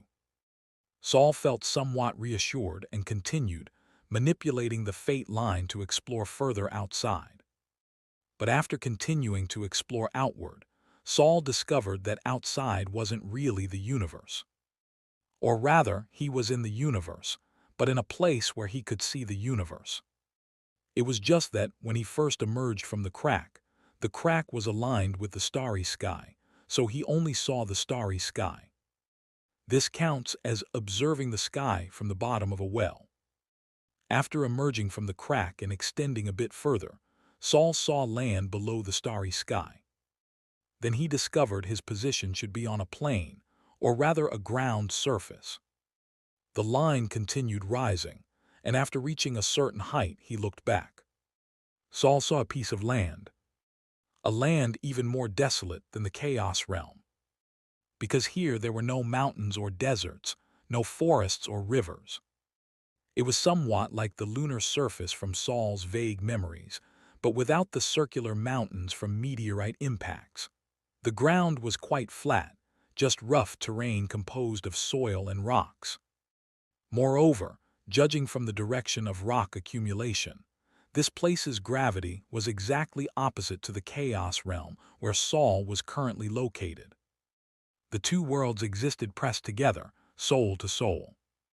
Could the Chaos Realm be a world thrown into the universe, with this outer layer being a protective shell of accumulated dust from long-term wandering? Saul continued extending his fate line upward.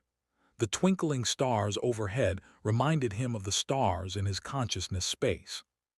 He felt no discomfort on the fate line, nor any sense of danger, so he continued upward. After all, on a spherical celestial body, standing high meant seeing far. After rising for a long distance, Saul began to feel strained. He finally stopped and tried hard to perceive the ground below. Unfortunately, fate lines couldn't completely replace visual perception. At such a distance, the information Saul could receive became blurred. He discovered the ground below seemed to have some additional protrusions. Gray-white, massive as small mountains, quiet and motionless. But Saul couldn't yet distinguish what those protrusions were. At this point, Saul's mental power began to destabilize, with fatigue surging up. Time to go back. The fate line began rapidly contracting. But perhaps the fate line's arrival had ultimately triggered certain forces. As it returned to the crack, a section of nearby ground suddenly trembled, then surface soil slid down with a rustling sound. Something gray-white was exposed. Saul accelerated his return speed. His soul body was no longer stable now, and he didn't want to directly confront the creatures here. But he was still a step too slow. Just as the fate line was about to retract into the crack, that gray-white thing suddenly burst completely out from beneath the dust. Saul's movement, which was already retracting, paused as he met the newly appeared gray-white form. After a moment, he again commanded the fate line to completely drill back underground. The fate line returned to Saul's body. Saul immediately commanded little Algae to spit out the mud mixed with black powder it had just swallowed, restoring the mountain wall to its original state. That thing didn't pursue, and there wasn't even mental power fluctuation exploring in this direction. Saul stood in place for a long time until a voice rang in his mind. "Herman, Master, are you all right?" The consciousness entities in the diary hadn't seen everything Saul witnessed through the fate line. In their perception, Saul had been standing in place, dazed for over 10 minutes. "I'm fine." Saul first comforted the somewhat uneasy consciousness entities, then said with a puzzled tilt of his head, "I just saw outside the chaos realm, let's call it outside for now, I saw a human skeleton there." Soon after, Saul returned to the top of the crevice and saw Anne, who had been waiting by the cliff fissure. "Master, are you all right?" Anne came forward. "Were you waiting anxiously?" Saul asked with a smile. "I'm a bit worried," Anne said frankly. "I've never been to the bottom layer of the cliff. In fact, I've never found the bottom layer. There's an unknown terror there for me." Before answering Anne, Saul saw the little girl peeking from behind Anne Lucia, whom Anne had brought down before. The girl had a round face and could be considered cute by Chaos Realm standards, but she had no nose. Or rather, no protruding nasal bridge. Above her mouth were two elongated holes. This should be Lucia's mutation. Chaos Realm people basically all had them.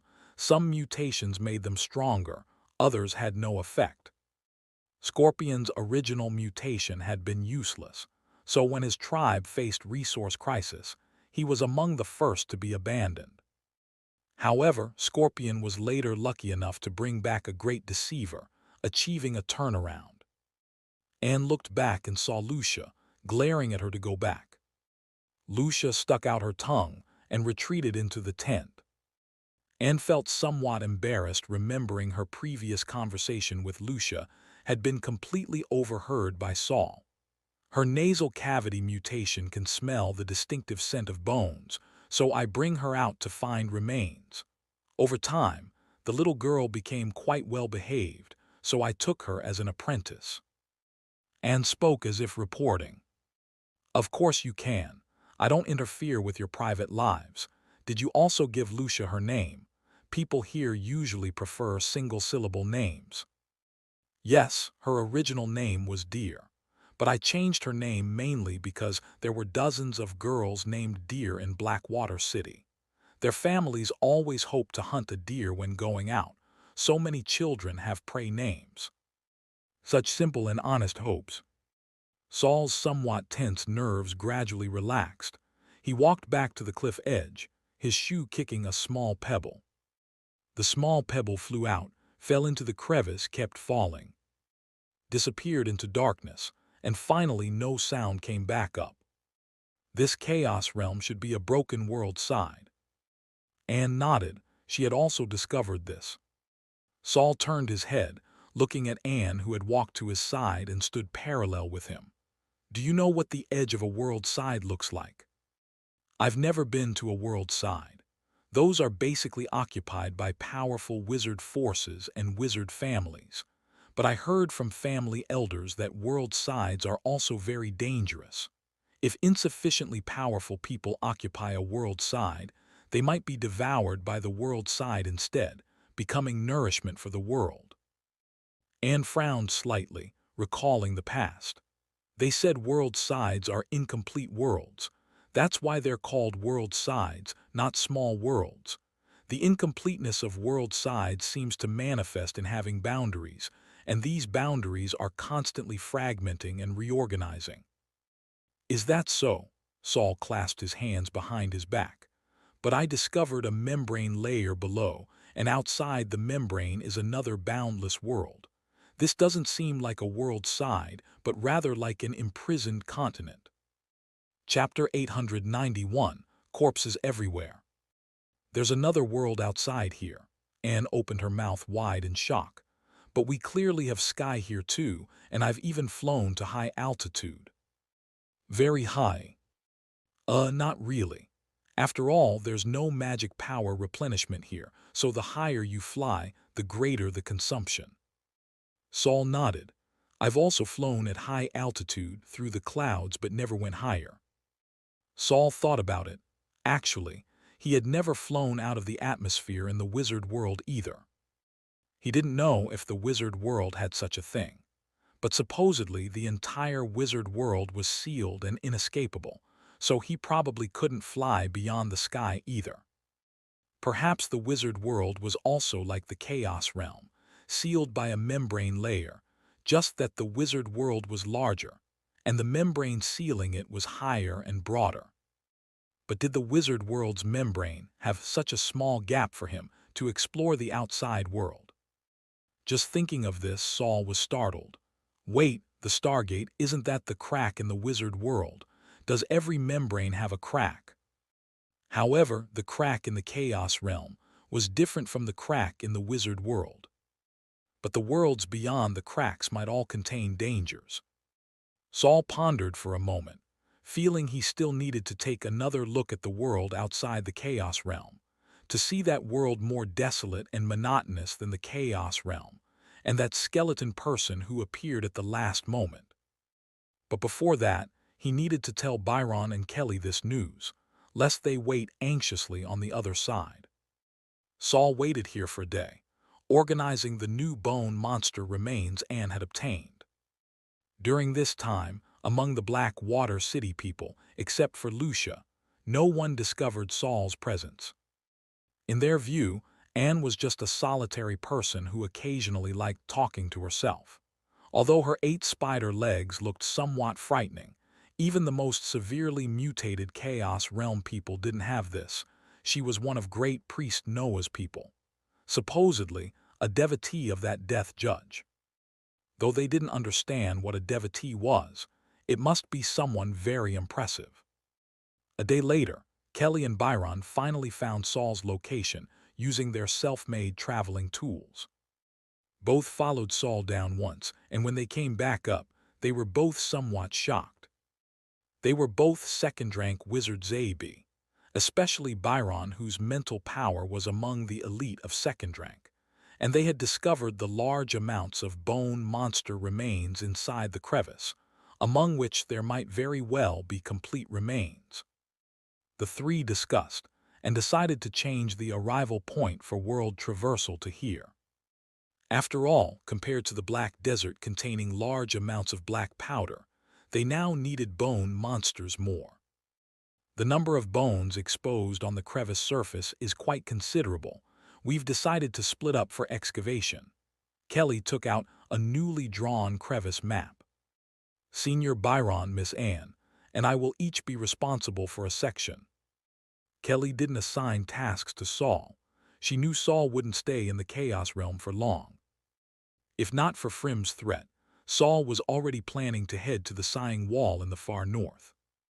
Now they were pretending to search for Storm Eyes to buy time, and this time limit might only be 1 year, more likely just half a year. Bone monsters would become their trump card against Frim, so naturally the more the better. But even so, for Saul, the first priority still wasn't staying here for archaeology. Confronting Frim definitely wasn't something that could be accomplished simply. He needed to unite all forces he could unite. He should go find his master and tell Gorsa about Frim's possible intention to secretly assassinate him. However, before leaving, Saul still needed to visit the world beneath the Chaos Realm once more. At the very least, he needed to determine the danger level there, and whether it would threaten his friends excavating bone monsters in the crevice. So, after resting for a day, Saul once again found the crack at the bottom of the crevice and skillfully used fate lines to drill through that crack. Compared to his last visit, this time Saul was more cautious. He carefully extended just a tiny bit of line head, then immediately used mental power to probe whether there were any active living or non-living beings nearby. However, what he hadn't expected was that, when he had just let his mental power follow the fate lines head to the world beneath the Chaos Realm, a voice suddenly rang in his mind. You've come again. Saul, Saul, who are you? This voice sounded somewhat familiar, but Saul couldn't immediately recall where he'd heard it. But when Saul turned the fate line, he saw the gray-white human skeleton he'd seen when leaving here last time. Are you talking to me? You can actually see me. The other party didn't launch an attack, didn't even conduct mental power scanning. Saul controlled the fate line to rise a bit more, with the line head level with the white skeleton. I can see you because I see myself. The other party's words were puzzling, but through multiple exchanges, Saul gradually remembered whose voice this belonged to. Ka Muse. I'm glad you still remember me. I just wasn't familiar with your voice. As for you as a person, you're really hard to forget. Saul recalled when he was dealing with an erupting storm eye. Camus had run out from his body and drilled into an anchor point ejected from the storm eye. Subsequently, that knuckle-like anchor point had forcibly lodged at Saul's left index fingertip. It wouldn't pollute Saul, but was a major killer weapon. When it first appeared, it directly polluted third-rank wizard Firefly Lord Herbert. This caused Saul to be very careful with his left hand normally, afraid the index finger bone inside would be exposed and cause irreversible pollution. But after entering the index finger anchor point, Camus had fallen silent. Saul never heard her speak again, and he once thought Camus's soul that entered the anchor point had actually been destroyed in a substantial sense. But Saul hadn't expected to hear Camus's voice today, in the world beneath the Chaos Realm. Moreover, if the other party hadn't spoken but said she saw herself, then very likely what the other party saw was the anchor point hidden in Saul's index finger. Anchor point. The fate line suddenly trembled. Your body. Camus didn't hide anything at all. Yes, called an anchor point by people of the wizard world. You're not Camus, Saul continued, trembling. Besides the fear overflowing from his heart, he also felt excitement at approaching the truth. You're the Black Tide's anchor point, the Black Tide's master. You think too highly of me. How could I possibly be the Black Tide's master? Camus's voice carried some helplessness. I'm just the most ordinary skeleton here. The gray-white bone raised its hand and swept toward the back. Look, I'm just the smallest, weakest, most inconspicuous one among the many skeletons here. The fate line rose a bit more. It couldn't clearly perceive such distant places, but same as last time, Saul still saw those mountain-like, motionless, gray-white giant objects. Chapter 892, Natural Laws and Human Instinct. Saul also knew Camus couldn't possibly be the master of the Black Tide. He was just using an exaggerated statement to provoke Camus into revealing a bit of truth. But he hadn't expected that the truth Camus revealed would be somewhat unacceptable to him. Anchor points were skeletal remains in a dead world. And such skeletal remains existed by the thousands, even tens of thousands, in this dead world. Even the human white bones appearing before Saul were just the smallest among them. You see it, don't you? Camus's voice continued ringing in Saul's mind. The Black Tide anchor points that strike terror in the wizard world are actually everywhere. As long as the Abyssal Eye completely opens its exit to the wizard world, the Black Tide can instantly pollute the entire wizard world. Even fourth-rank wizards cannot resist, and the opening of the Abyssal Eye is inevitable. Since you think this way, why bother telling me? Or do you think I can stop all this? You cannot stop all this, but you are buying time. It's unnecessary, Saul, truly unnecessary.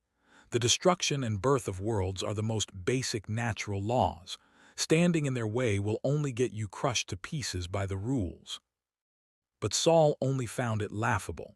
You say world birth and destruction are natural laws, but isn't human struggle also part of natural laws? Wanting to survive is also human instinct. You can't just emphasize natural laws to me while making me forget instinct. but your struggle is destined to be fruitless. Saul no longer wanted to hear Camus continue preaching.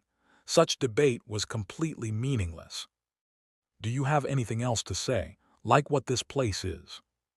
When it came to the main topic, Camus actually fell silent. Saul discovered Camus had no intention of attacking him. It seemed that in this place, even she as a local couldn't do much.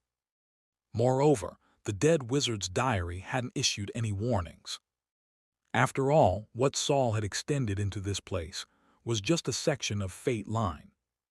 Since that was the case, why not play bigger? Since you don't want to say, let me guess. This place is covered with anchor points, and anchor points come from the black tide, which comes from the abyssal eye. Could this be the internal space of the abyssal eye? If this was the internal space of the abyssal eye, then the chaos realm appearing here would make sense.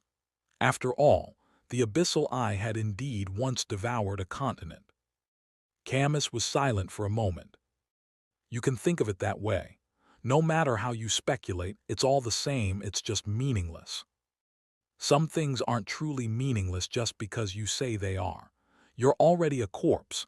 Survival and destruction are the same to you, very different from me. Saul looked around. Currently, he hadn't discovered any existence besides skeletal remains and earth.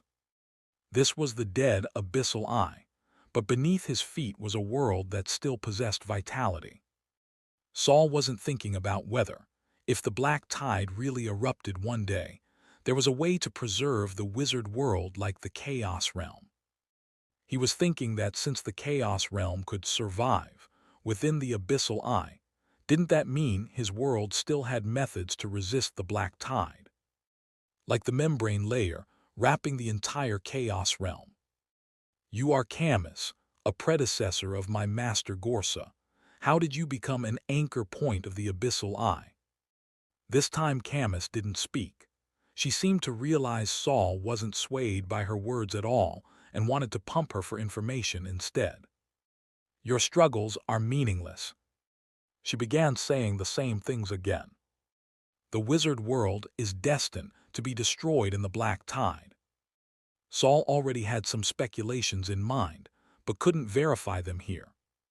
Your persuasion is meaningless. Even if we all die, I'll definitely die standing. Saul retracted. Camus still only watched him leave without trying to stop him. She really can't act against fate lines.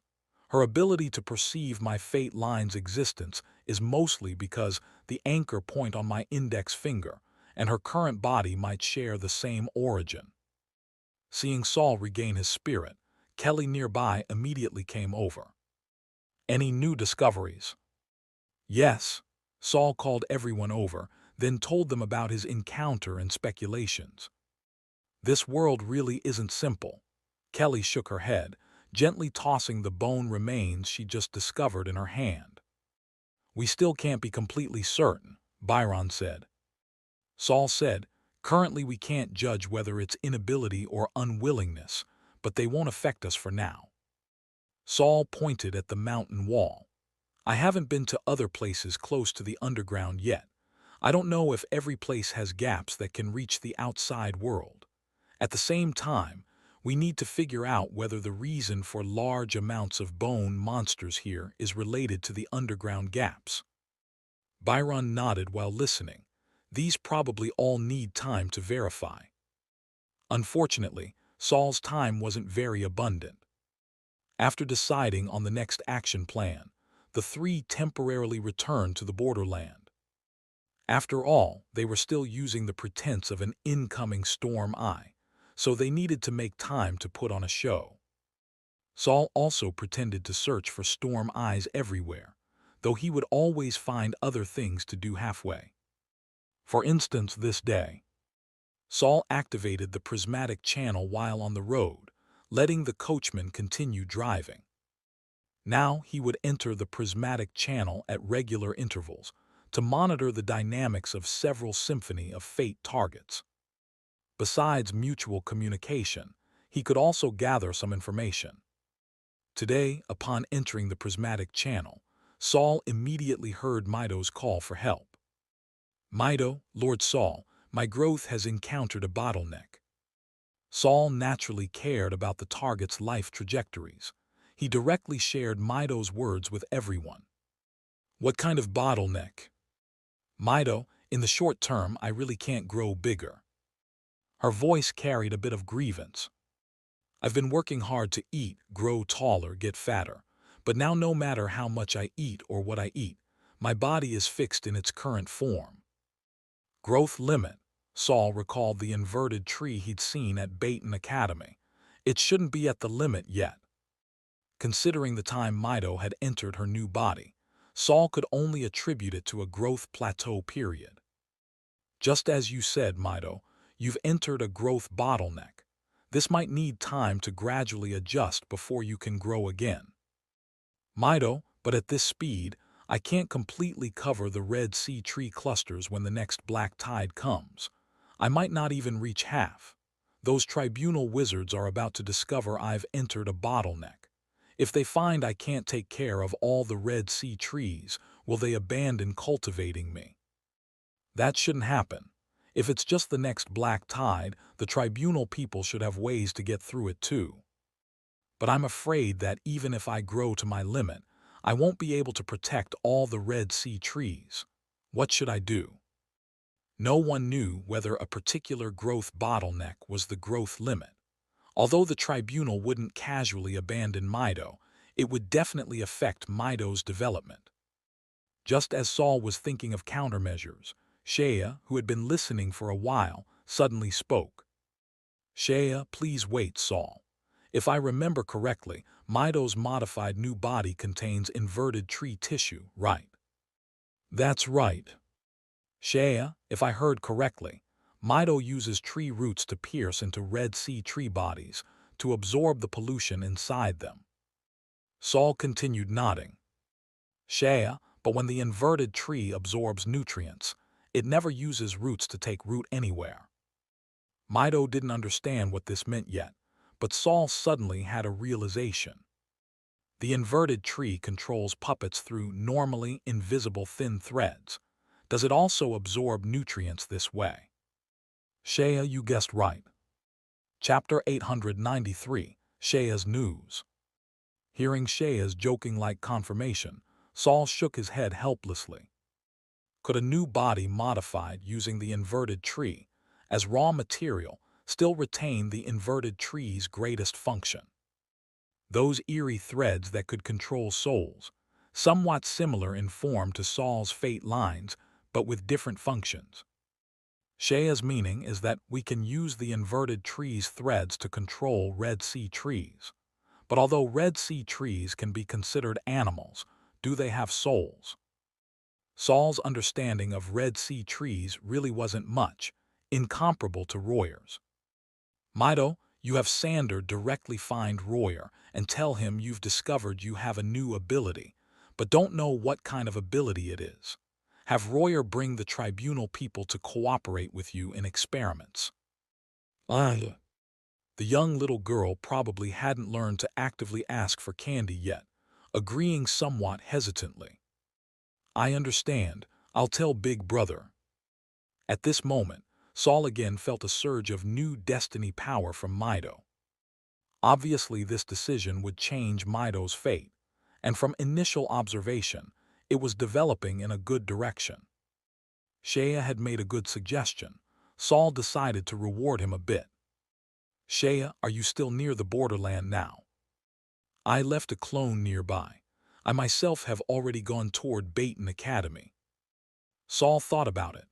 Although you're a tree, there's no need to take root at Baton Academy. That place is already abandoned. Many residents were already absorbed during Bates' control period, and most of the rest have also migrated away. Staying there long-term will leave you lacking nutrition. Actually, I still haven't figured out what exactly the inverted tree needs to grow.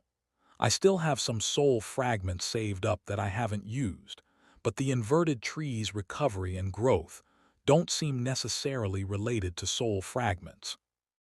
No relation to soul fragments either. Saul planned to go back and ask Bate in the diary. As the original owner who raised the inverted tree, she might have suggestions. I'll also think of ways to help with this matter. Thank you. Saul didn't plan to have Shea participate in his actions against Frim for now. The other was barely second rank, and the kind that needed rest and recuperation. Better to keep him as backup force, developing quietly first. After finishing conversations with Mido and Shea, Saul finally had time to look at the third target. Floco, the former fifth-rank water god, the guy who nearly caused him big trouble. To ensure communication with Floco wouldn't affect Mido, who was still at the tribunal, Saul simply created a private chat room to talk with Floco alone. After the Black Tide attack, we haven't had a good chat yet. I wonder how you view this somewhat ambiguous mutual assistance relationship between us now.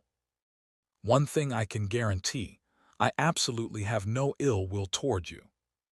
Although Floco had now escaped trouble and could completely develop on his own, without borrowing Saul's power to repair his strength. It could be said that at the current power level, Saul actually couldn't help Floco much. But oddly enough, Floco was a former fifth rank who had seen powerful beings called death demons in his multi-dimensional world travels. In Floco's eyes, Saul was a terrifying death demon. Although still growing, he had never heard of any death demon juveniles being killed. Floco's understanding of death demons was actually limited. Even the name, Death Demon, was just a moniker given by those who feared them. But he had vaguely heard people mention that even ordinary sixth-rank beings wouldn't easily provoke a death demon. Probably only those seventh-rank peak existences, who had reached a state of no desires or needs, wouldn't fear the death demon race. Vaguely understanding Floco's wariness toward him, but at this point, Saul didn't want to pursue the mindset behind his actions back then. Then tell me what you did that day and afterward. Floco was silent for a moment, but finally told everything he had done after coming to Nefrit Continent. The so-called mermaid princess was already a useless shell. Rather than let her remain in Mermaid City as a spiritual leader, it's better to open an escape route for mermaids with real potential. Saul thought of the mermaid's tear that remained in his palm after Pearl's death. That teardrop condensed part of Pearl's ability. It could control the ocean to a certain extent, even briefly isolate pollution in seawater. Hard to imagine what level a mermaid princess with complete ocean control power could achieve. However, the mermaid race, or rather the Azure Scale clan that Floco belonged to, had migrated before the wizard world was targeted by the Abyssal Eye. Otherwise, they might have had more methods to resist black tides. So Alfonso's views were partially correct. Mermaids are actually a race very suited to survive in black tide pollution. Yes, if one day the black tide ultimately comes to the world, probably no humans or other races could survive. Even how many wizards would remain is questionable, but I dare bet mermaids would definitely have some survivors, even if in a completely new mutated form. But this speculation is based on there being no other monsters in the black tide. Saul was referring to black tide monsters, but he thought more of the skeleton-like anchor points represented by Camus. Danger definitely exists, but this world is so vast, there are always crevices for mermaids to survive in. So you've already arranged temporary habitats for the mermaids. Yes, they need time and space to rest and recuperate. They need to expand the population to a baseline before the black tide apocalypse arrives. Otherwise, without sufficient numbers, we can't achieve normal survival probability. Saul didn't speak. He quietly sensed the destiny power on Floco. The other party isn't lying to me, but there are also concealed elements in his words. Floco's destiny power had changed again after the mermaid's successful escape, becoming more resilient than when he first escaped from the deep sea. This should be the feedback from fate he received after saving the mermaid race and giving them living space.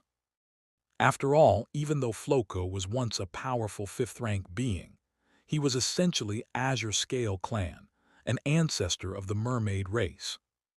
The strength of the group also benefited his personal destiny. Saul didn't ask where the mermaids were now. The fewer people who knew this secret, the better. Saul's silence seemed to make Floco somewhat uneasy. After hesitating for a while, he suddenly changed the subject. I'm currently in the far north of Stat Continent. The far north, wasn't that near the Sighing Wall?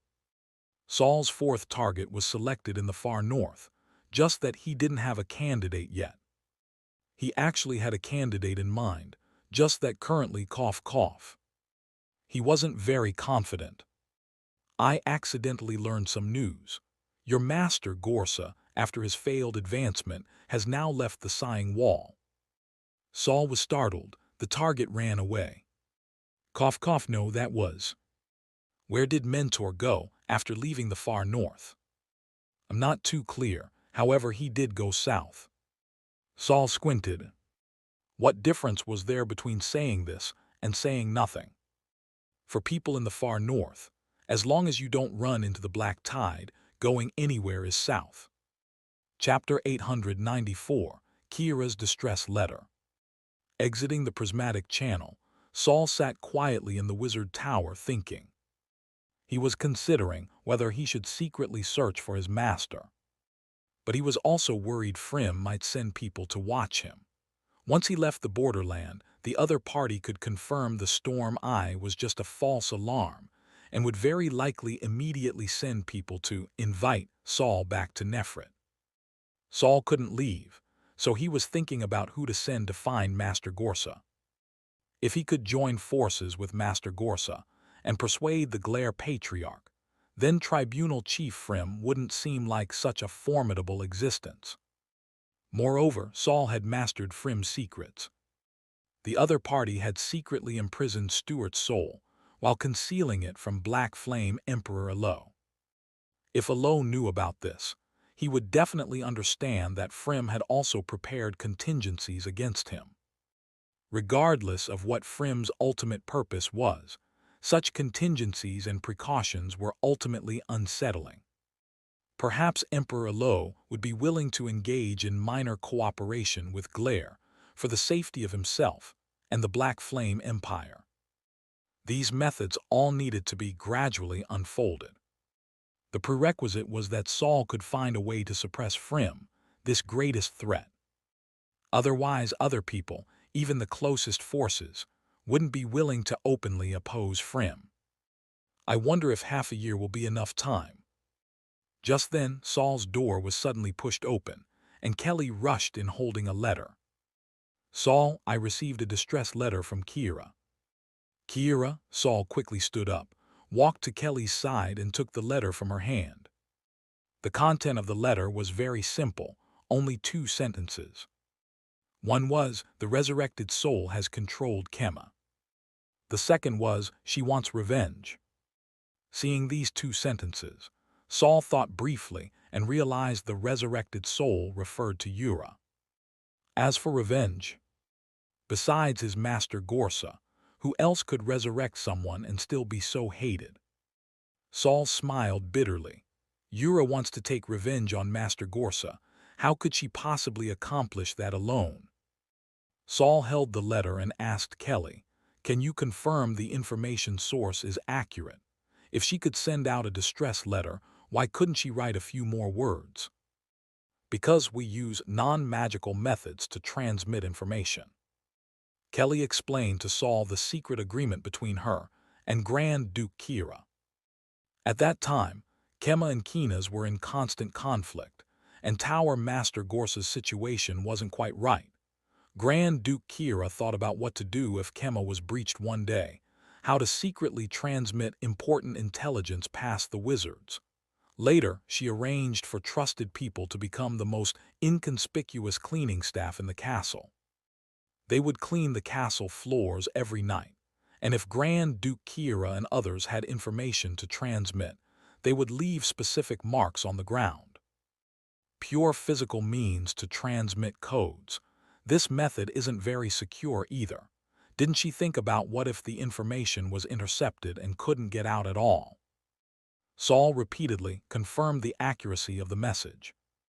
There is indeed that possibility. Kelly's shoulders drooped. To prevent magical power fluctuations from being discovered, this purely physical method of transmitting information has many hidden dangers. I can only confirm that the person transmitting the information is Grand Duke Kira's person and wasn't in a controlled state. Kelly's repeated explanations had already shown her attitude. Saul looked into Kelly's eyes. "You want to go, don't you?" Kelly bit her lip. At this time, she should have been continuing radiation experiments in the Chaos Realm. Grand Duke Kira was in trouble, but wasn't Saul also in trouble? The only difference between them was that Saul could still buy time now, but who knew what had become of Grand Duke Kira's situation? After all, if there were other solutions, Grand Duke Kira wouldn't ask her for help. Kelly made her decision. I'll go take a look. If it's a problem I can help with, I'll solve it quickly and return. If I can't help, I'll also return quickly. But Saul suddenly smiled. Since you want to go, then go. He stood up and returned to the experimental table. However, before you go, I need to plan who will accompany you to see who could be helpful. Kelly quickly rushed in front of Saul. You need people here too. I can go back by myself. Saul raised his hand and ruffled Kelly's metallic lustrous long hair. Whenever I had matters that needed you, you always came to help me without hesitation, without asking reasons or considering consequences. Now that you want to save Kema and save Kira, of course I should do my utmost to help you too. This time Kelly was stunned. She raised her hand to touch the top of her head, somewhat unnaturally arranging the hair strands Saul had messed up. Saul took out paper and pen, organizing the information he currently had, telling Kelly without looking up, I can't personally accompany you. If I went, it wouldn't help you but would probably bring more trouble. He drew a simple map of Stat Continent on the paper, then drew several special symbols located at the Sighing Wall in the far north, the borderland, and the capital of Kema Duchy. Finally, Saul drew a line on the paper with his pen. Have Shea accompany you. Kelly thought for a moment before remembering who Shea was. Can he go? Doesn't he still need rest and recuperation? Saul's fingertip tapped lightly on the table surface. I have a specially encrypted communication method with him. He can help you transmit information. Moreover, he has multiple clones and is resistant to death. If there's danger, just send him up. After having the worried Kelly go back to prepare departure luggage, Saul again opened the prismatic channel to contact Shea. Shea was very reluctant but could only agree. Saul promised Shea, Yura wants to seize power. She definitely can't do it alone. After this incident is resolved, there will be quite a few rebels needing cleanup. These people can be handed over to you to handle. Shea's breathing sounds became rapid. Oh, there's one more thing to entrust to you. The importance of this matter is second only to protecting Kelly. As long as you're not sending me to my death. Do you think your value is so low that you're the kind of existence that can be casually discarded? Not really. Saul mentally rolled his eyes, then told Shea what he needed him to do. Shea's side transmitted extreme surprise, but in the end didn't refuse Saul. All right, I'll do it. Cutting off contact with Shea, Saul again called out to Mido. Lord Saul, didn't you just leave? Saul, plans have changed. Have you already told Royer about the new experimental method? We already told him. No problem, proceed as planned, but you don't need to make the experiment progress too quickly. Do you understand what I mean? Mido's side was silent for a moment. You want me to play dumb, right? Saul smiled. More or less. In any case, don't let the experiment succeed immediately. Stall them. In a few days, I'll return for a trip. You're coming back. but won't you be imprisoned again if you return? Not going back right now. That's why I need you to delay time. Give them some sweet rewards, but don't completely solve the problem. All right, Lord Saul. Although Mido was still confused, she knew that listening to Saul was enough. No need to think too much. Chapter 895. What you seek has always been there. Kelly departed, carrying various tools Saul had given her, secretly heading to the Kamaduchi. The remaining Saul and Byron would help cover for Kelly's absence. Now the two were extremely busy, needing to rapidly excavate bone monsters from the Chaos Realm crevice, while also sending people to search everywhere for possible storm eyes. Meanwhile, Saul also served as an information relay station, constantly transmitting information to Shea and others. Time passed bit by bit. When Kelly successfully met up with Shea and entered the Kamaduchi in disguise, on the distant Nefrit continent, someone sought out Black Flame Emperor Alo, who had returned to the capital. Alo was currently sitting in his palace. His wife had just left to accompany their 46th child in learning to read. This should have been a warm scene, but Alo still frowned. When he heard the guard report that a wizard from the tribunal had come for an audience, he still frowned as he stood up. Did they bring news about Stuart? The guard immediately replied, Your Majesty, it should be unrelated to Lord Stuart. The visitor is a wizard lord we've never seen before. The guards around Emperor Alo were also first-rank wizards. Ordinary people couldn't serve Alo, as even prolonged proximity to him would cause various bodily problems due to magical radiation effects, eventually leading to death. Upon hearing this, Alo had no interest in meeting the tribunal's envoy. Recently he had quarreled with Frim again. Just a simple quarrel, without erupting into conflict and confrontation. The other party had lost his most trusted minister, who was also the heir he had chosen for himself and Black Flame, so Frim didn't have as much confidence when facing him as before. However, although that guy had backed down slightly in momentum, the decisions he made had no room for change whatsoever. This wasn't the first time Alo had conflicts with Frim over concepts and actions. Because they both wanted to protect their homeland and people, Alo and Frim had come together to jointly establish the tribunal. But with all affairs weighing on him, Alo spent more time dealing with internal continental matters. When he finally came to his senses one day, he discovered the tribunal's reach had already extended to the other two continents, even causing multiple cross-continental pursuit incidents, making their relationship with the Stargate Council extremely tense at one point. Alo looked down on the Stargate Council's methods. Regardless of whether the Stargate was safe, ultimately only those few top-tier wizards could rely on the Stargate to leave. As for going outside to bring back reinforcements, Alo was even more disdainful. But gradually, Alo found he could no longer understand Frim's conduct either. The purge orders Frim issued became increasingly difficult to explain. It might just be one morning, when Frim would say someone was a sinner of the wizard world who must be eliminated. This even included several third-rank wizards. The most recent one was naturally the famous Gorsa. Once Alo told himself that since he no longer dealt with core tribunal affairs, he didn't know if Frim's actions had hidden circumstances. But when Frim repeatedly tried to act against Gorsa, even after the Glare family came to demonstrate, turning from open to covert schemes against Gorsa, Alo truly couldn't understand. Just one Gorsa. Why was it worth depleting the tribunal's foundation and leaving Nefrit during the Black Tide period? In the end, an accident occurred. He fundamentally couldn't leave Nefrit. The Red Sea trees were destroyed, and even Alo's confidant was lost in this originally modest-scale Black Tide attack. After paying such a great price, Frim still refused to tell Alo what all this was for.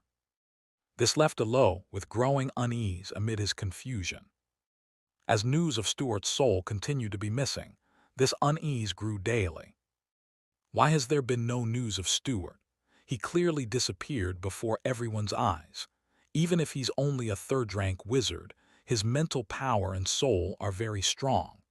How could he be destroyed in one blow by a mermaid aberrant, without even leaving a soul fragment remains? Out of this agitated mood, Alo finally waved his hand. Whatever it is, have them discuss it with the ministers. The guard immediately assented. Yes, your majesty. However, this guard returned shortly after with a conflicted expression. Your majesty, they said it's Chief Frim's request and requires your majesty's cooperation. After speaking, the guard lowered his head. Facing the strong-handed tribunal, even their emperor often had to compromise. Alo snorted coldly. Today he wouldn't compromise. But before Alo could send the guard away again, a figure had already stepped into the garden in front of the bedroom. Although Alo was inside the room, he discovered the intruder immediately. Now even a tribunal wizard dared to disregard his dignity like this. Then let's send a few corpses back to them, so Frim's subordinates can sober up. Thinking this, Alo's eyes narrowed, and his entire body instantly transformed into a ball of black flame, disappearing from the room. The next second, his figure appeared at the garden entrance, grabbing a first-rank wizard who was poking around at the door.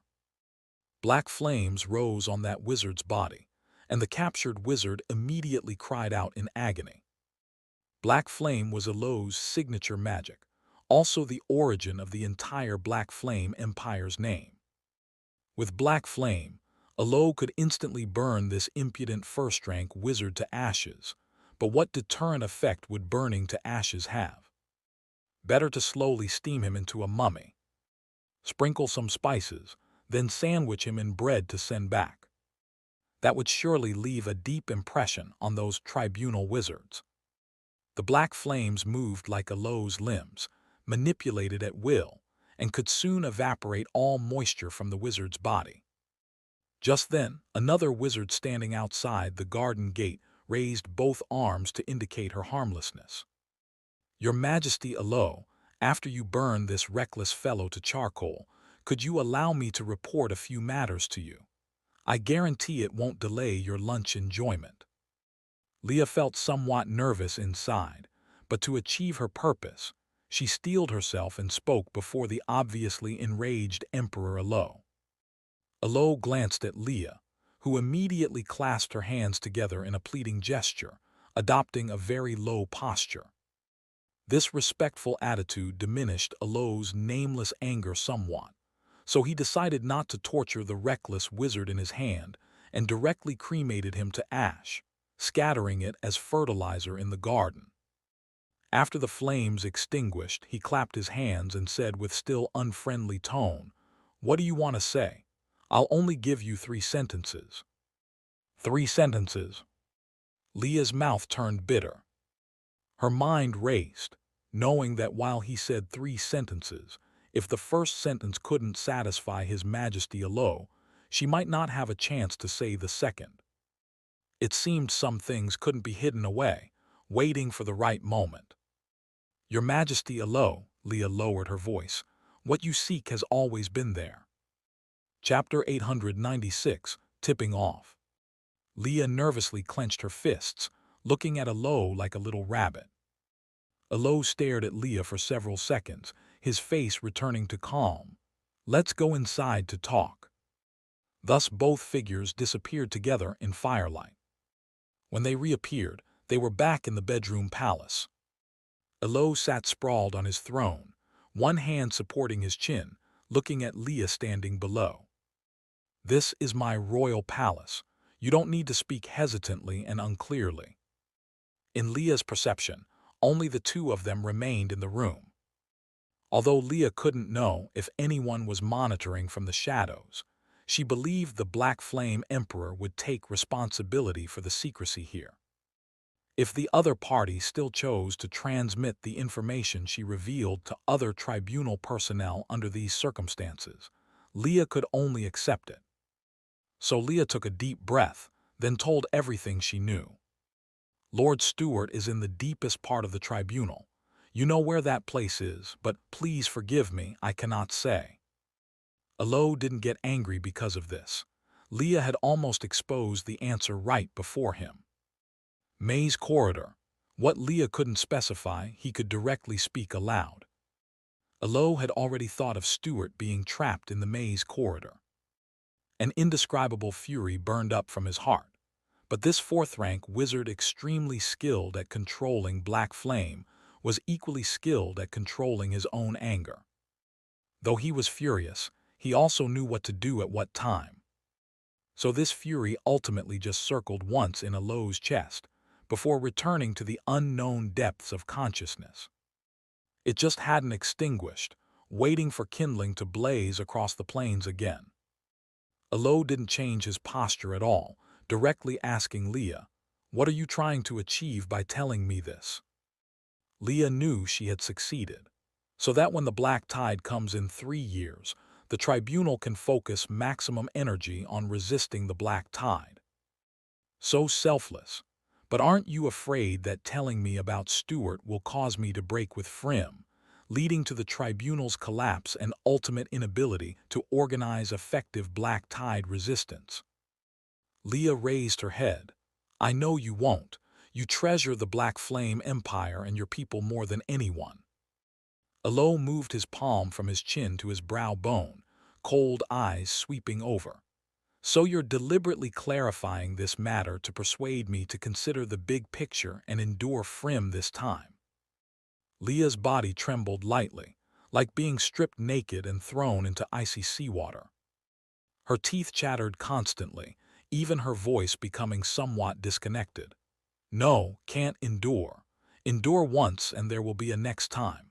He already sees the tribunal as private property, even considers the tribunal more important than Nefret. As she spoke, the cold sensation decreased and finally disappeared. Leah's voice no longer trembled. Alo leaned back slightly. Speak then, how do you want to proceed? He hadn't been provoked to resistance by Leah's words.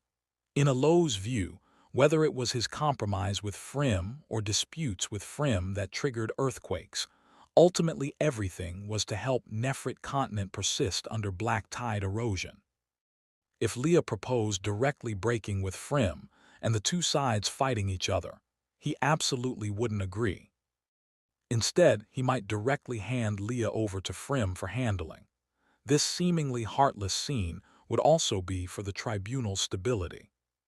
Without the tribunal, relying on his power alone couldn't protect Black Flame at all. However, Leah's next words weren't about instigating their relationship. Your Majesty Alo, we all acknowledge that in Chief Frym's heart, protecting Nefret continent and resisting black tides comes first. It's just that as time passes, many things have occupied his mind.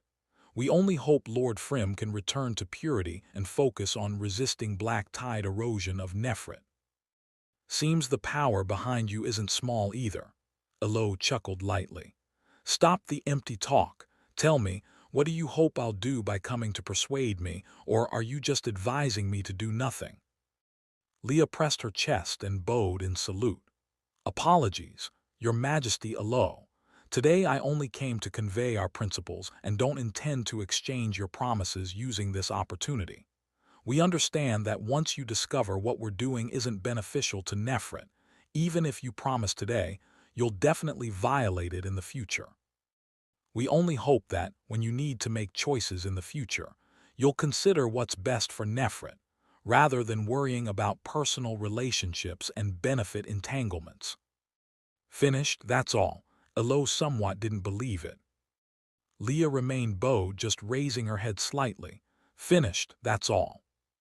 However, just as her words ended, her peripheral vision suddenly saw a streak of black firelight, followed by violent impact and intense explosion.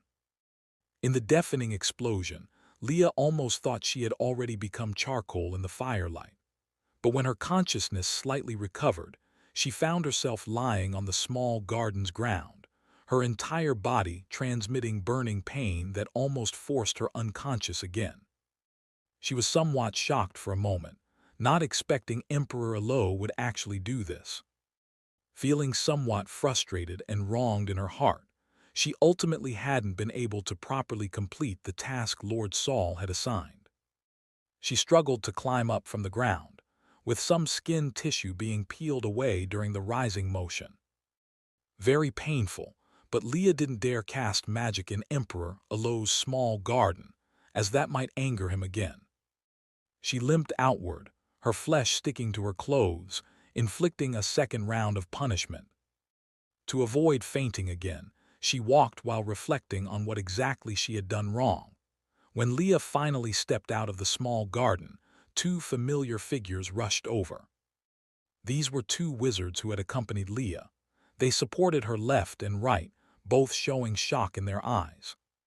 When they asked about the other person, Leah told them with difficulty that he had already turned to ash. One of the older wizards shook his head, saying, "I already said not to actively disturb His Majesty Alo. You young people just—" He didn't finish the rest, but Leah also knew the other party thought she and the deceased wizard, relying on their status as tribunal wizards, had acted imprudently when communicating with Alo and deserved being dealt with like this. Listening to the wizards nagging beside her, Leah suddenly understood why Emperor Alo had attacked her at the end. The wizard who had directly entered the garden earlier was indeed instigated by Leah to actively offend Emperor Alo, and Leah wanted to use the apology as opportunity to speak with Alo. But doing this was still somewhat abrupt, if Leah returned completely unharmed. People might suspect she had said something to Alo that prevented him from punishing her. Now, Alo's final strike had nearly roasted her to charcoal as well. This way, any communication the two might have had become her offending a fourth-rank wizard and being directly taught a lesson, nearly dying. Soon, the three walked out of Emperor Alo's bedroom palace. One wizard continued chattering endlessly, seemingly afraid of being implicated, while another wizard directly began treating Leah's burns. Facing the head-spinning accusations, Leah could only smile bitterly. "I understand now. I truly understand." Chapter 897, Delivering News. While Saul was busy everywhere recruiting people, Gorsa, who had left the Kema Duchy several years ago, finally set foot on this familiar land again. After receiving Yura's letter at the Sighing Wall, he decided to return for a trip. However, on the journey back, Gorsa didn't use magic to travel, nor did he take convenient and fast airships. Instead, he walked alone, supporting himself with a wooden staff that reached his chest, slowly making his way back from the far north. The towering Sighing Wall blocked the cold currents from the north. The Kema Duchy had just entered spring, and temperatures began rising sharply. A person like Gorsa, completely shrouded in a gray, wide cloak, seemed very conspicuous. Passers-by on the road occasionally cast exploring glances, but they wouldn't approach to ask anything, and no one even discussed it. People with strange behavior might be eccentric in character, but they could also be wizards. Ordinary people had no desire to interact with wizards unless absolutely necessary. Gorsa walked alone on the road like this. Calling it traveling was more like taking a stroll. He wasn't in a hurry. There were others who would be anxious for him. On the second day after Gorsa entered Kema territory, a team of soldiers met him on the road. The leader was a first-rank formal wizard, with a gorgeous carriage pulled by 4 fine horses stopped behind him. "Lord Gorsa, Grand Duke Kira sent us to receive you." Gorsa glanced at the welcoming wizard and smiled slightly. "Kira wouldn't send a carriage to receive me. Don't you know I'm very good at traveling?" The welcoming wizard quickly said ingratiatingly, "Lord Kira knows your health. Mood might not be very good right now. Taking our carriage would be more comfortable." People who failed advancement would all have a period of weakness. Some would even directly enter a state of serious injury approaching mutation. This weakness period might last several months, or some people might experience it for several years. In the wizard's view, although Gorsa appeared normal on the surface, his body must have been injured. So saying the other party was in a bad mood was still protecting Gorsa's dignity. No need, Gorsa casually waved his hand and continued walking forward with his wooden staff. Your speed isn't as fast as mine. The opposing wizard's mouth twitched, thinking, if you weren't refusing to use magic and insisting on traveling on foot, taking 2 months just to reach Kema's border, would we need to go through such trouble to receive someone? But these words definitely couldn't be said openly. The wizard remembered what someone had told him before departure, so he straightened his chest slightly. Lord Gorsa, Grand Duke Kira asked me to remind you that some things have time limits. Gorsa suddenly raised his hand and pressed it on the other's face. The latter immediately became so frightened he didn't dare move. With Gorsa applying slight downward pressure, the other's knees went weak, directly squatting down and finally sitting on the ground. At this time, Gorsa had already withdrawn his hand, wiping his palm on his cloak as if he had touched something dirty. He lowered his eyes. Tell Yura I will go, don't be anxious. If her message truly has time limits, then without waiting for me to arrive, she will naturally come find me herself. So, don't disturb my walk. The wizard sitting on the ground trembled continuously. Previously, Gorsa had been restraining his magic power and mental energy, appearing no different from an ordinary person on the surface. This made him, who had never directly faced a third-rank wizard before, somewhat carried away, unconsciously beginning to imitate the expression of the superior who had told him these words. But he also didn't dare let his mission end in failure like this. Therefore, despite still being unable to get up from the ground, he still asked with a trembling voice, Lord Gorsa, when will you go to the capital? Gorsa stopped and half turned to ask a question. Do you know why there's only one wizard in your team? The wizard sprawled on the ground was stunned. Because they're afraid of wasting, huh? Gorsa left behind a light laugh and continued forward. The abandoned wizard thought blankly for a long time. Even when the soldiers behind him could no longer see Gorsa's figure and came to help him up, he still hadn't figured out what afraid of wasting meant. It was a soldier who reminded him in a low voice, maybe when Grand Duke Kira sent us out, she never expected us to return alive. The helped-up wizard immediately glared at him.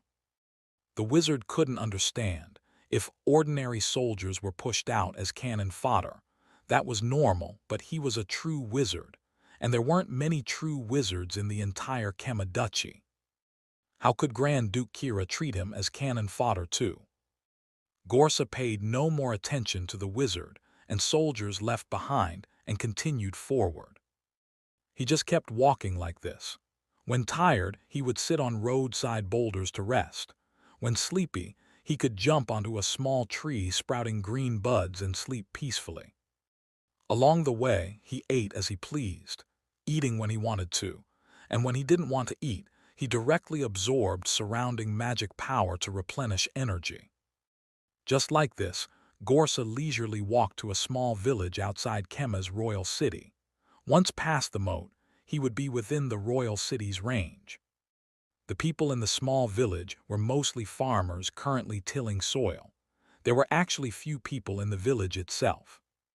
Just as Gorsa was about to walk straight through the small village, a brown little branch suddenly emerged from the muddy country road. Like a new sprout responding to spring, except its growth speed was frighteningly fast. The originally finger-thin branch grew to forearm thickness and 1 meter high in just a few breaths, then continued branching and extending, becoming like a small tree. However, this small tree was bare, with no buds either, seemingly having no intention of sprouting leaves at all. Gorsa's steps paused, then he stepped forward and directly, snap, broke off a branch, holding it before his eyes for careful observation. Inverted tree, so this is tree root. Gorsa put down the tree root, then discovered the bare little tree before him was actually withering and disappearing at an even faster speed. Gorsa naturally knew the inverted tree was Baton Academy's treasure. Now that Baton Academy was destroyed, the remaining personnel had basically scattered in all directions. The inverted tree had sealed itself at the old Baton Academy site.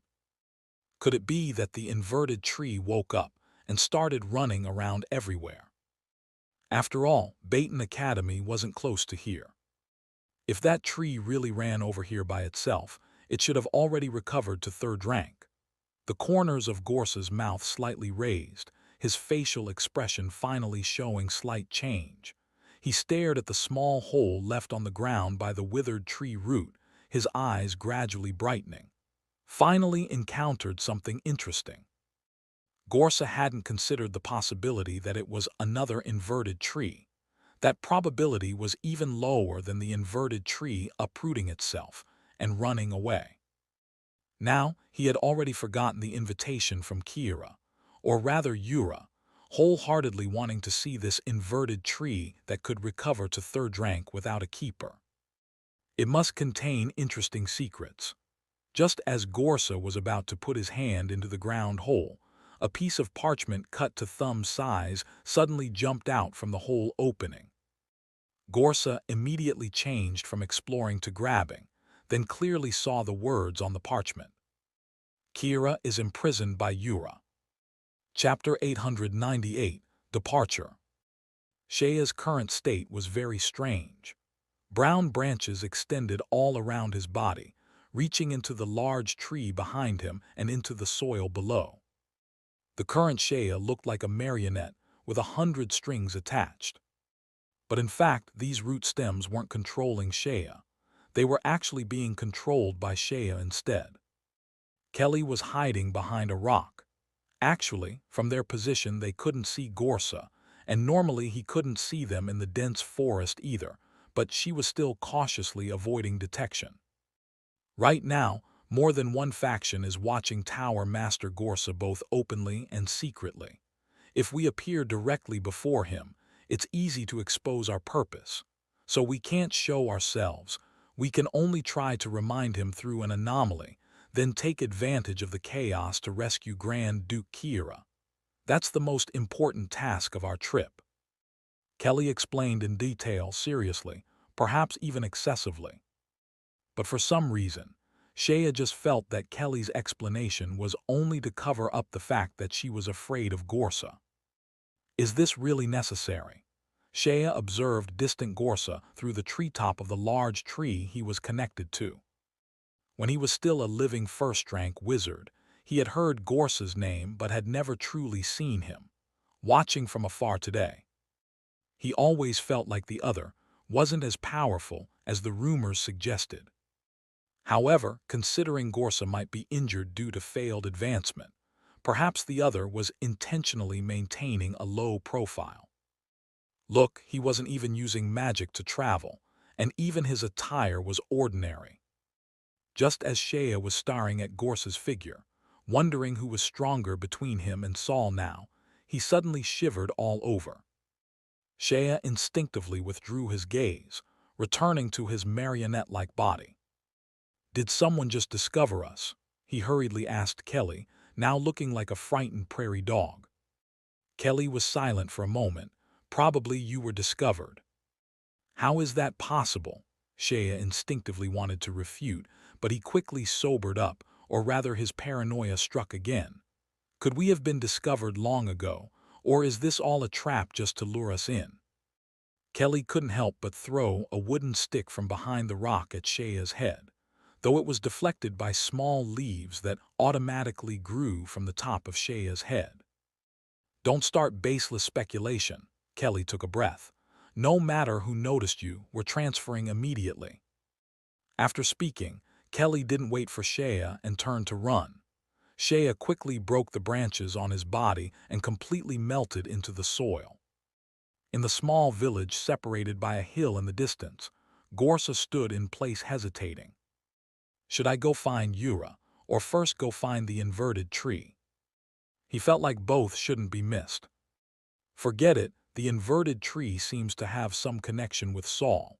I'll have him send me a copy later. Gorsa vaguely remembered hearing about Saul's 2 trips to Baton Academy, temporarily abandoning the idea of uprooting that inverted tree that had somehow run over here. Passing through the small village and entering Kema's royal capital, he could immediately see the ancient castle that had stood on the mountain for many years. The sisters Yura and Kira should be there. Gorsa stood at the foot of the mountain, looking up at the royal palace, but felt like he was standing on clouds looking down at all living beings. After dawdling for so long, everything that should be arranged has been arranged right. Everyone who should come has come right. Gorsa pulled his cloak's hood, hiding the upper half of his face in shadow. In places others couldn't see, the shadows were stirring, rejoicing desperately, restraining themselves. Yes. Saul returned from the Chaos Realm again. Now he wouldn't stay in the Chaos Realm for too long because he needed to constantly monitor the situations with Shea and Mido, unable to lose contact for extended periods. As a result, today he had just returned to the wizard world and hadn't yet entered the prismatic channel when he heard Mr. Steward knocking on the door. "Tower Master, there's an encrypted letter addressed to you." Saul pushed the door open and came out, somewhat surprised. At this time, who would write to him? In his memory, only Kelly and Kismet had ever written to him. Saul reached out to take the letter. The envelope was completely blank. He looked it over twice. It didn't even have a recipient written on it. The messenger said orally it was to be delivered to you. Steward Hope bowed to explain. "Where is the person?" Just after I received the letter, they turned to ash in the sunlight. Hope's facial expression showed no change, as if he had received such letters before. "Want to guess who sent you the letter?" Saul noticed the steward's composure. "If you want me to guess, it should be someone from Glare." Hope slightly leaned forward, then stepped back, indicating he wouldn't peek. Saul then opened the letter. It was indeed from someone from the Glare family. What surprised Saul was that the letter writer was actually the Glare patriarch Norton. Saul had just finished reading the content inside when surprise quietly arose in his heart. But when he wanted to read it a second time, the letter paper also turned to ash. Saul slightly narrowed his eyes, thinking about the letter's content. Gently rubbing his fingertips to let the dust staining his fingers fall. After a moment, Saul opened his eyes and directly called the steward over. "Pack up, Byron and I are going to Kemaduchi." After Saul finished speaking, he turned back into the room and slammed the door shut with a bang. The steward didn't know what had happened, but hearing that Saul wanted to leave the borderland still made him somewhat anxious. As the steward of the Wizard Tower, he had a general understanding of all matters. If Saul openly left the borderland for Kema at this time, when the tribunal people discovered it, they would inevitably come to take Saul away. Could it be that the Glare family people promised to help Saul escape the tribunal's entanglement? But was the tribunal really such an easy faction to shake off? But no matter what Hope thought, he couldn't disobey the Tower Master's wishes.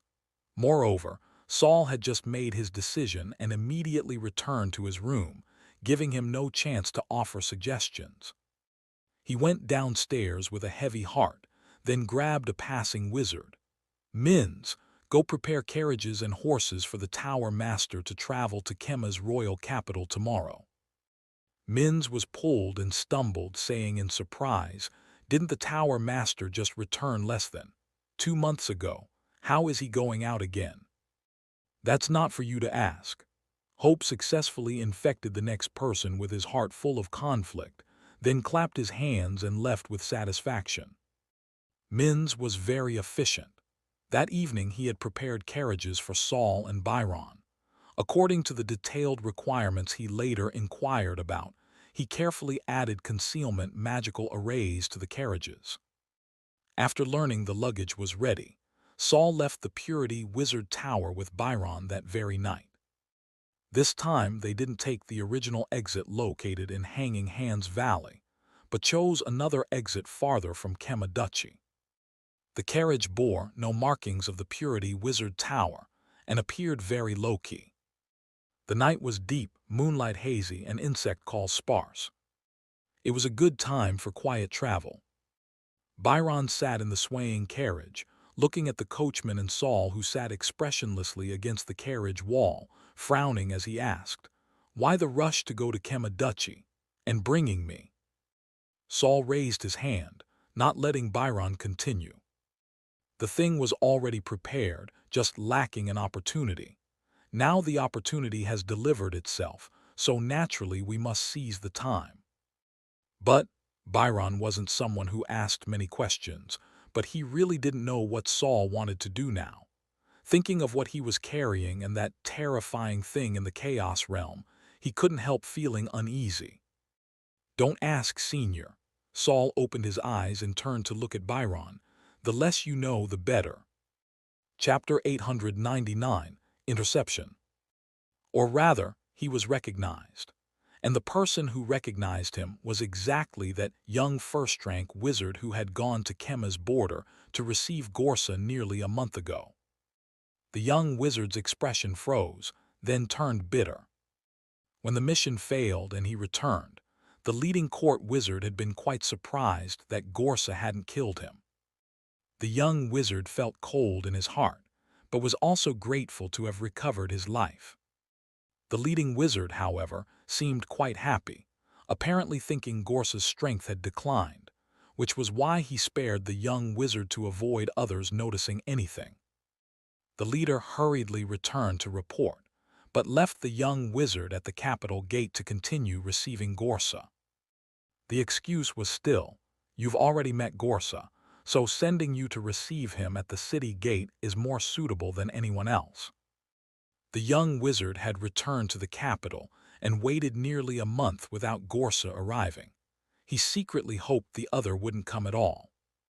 As a result, this wish had just been born and was still fresh when he looked up and saw Gorsa wrapped in a gray cloak. Although half the other's face was blocked by shadow, the current Gorsa wasn't completely concealing his identity. That unique aura around him made the young wizard unable to forget after seeing it once.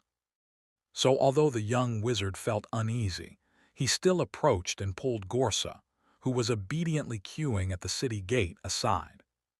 "Lord Gorsa, we've been waiting respectfully for a long time. Are you now?" The young wizard looked up at the man whose half-face was covered by a hood, gulped, willing to take a carriage to the castle now. Gorsa tapped the ground outside the city gate with his wooden staff, making small thud-thud-thud sounds. "Let's get in the carriage." His voice carried laughter, though it was unclear whether he was laughing at the young wizard or someone else. Seeing that Gorsa was actually willing to cooperate obediently this time, whether it was the young wizard or the other tensed soldiers behind the city gate, all breathed a sigh of relief. Especially the soldiers watching the carriage carrying Gorsa, and the young wizard leave was like receiving new life. However, just as they were about to continue guarding the city gate, the leader suddenly received a message from the court wizard. "Close the city gates, no entry or exit today." The leading soldier looked at this message with even more shock than when he had been told to receive a third-rank wizard at the city gate. "Boss, what do we do? There are still many people outside wanting to enter the city," a soldier asked anxiously. The leader smacked the back of the other's head. "What are you standing around for? Close the gates. No one is allowed through." Kamaduchi closed its doors to welcome guests, while the tribunal intercepted people midway.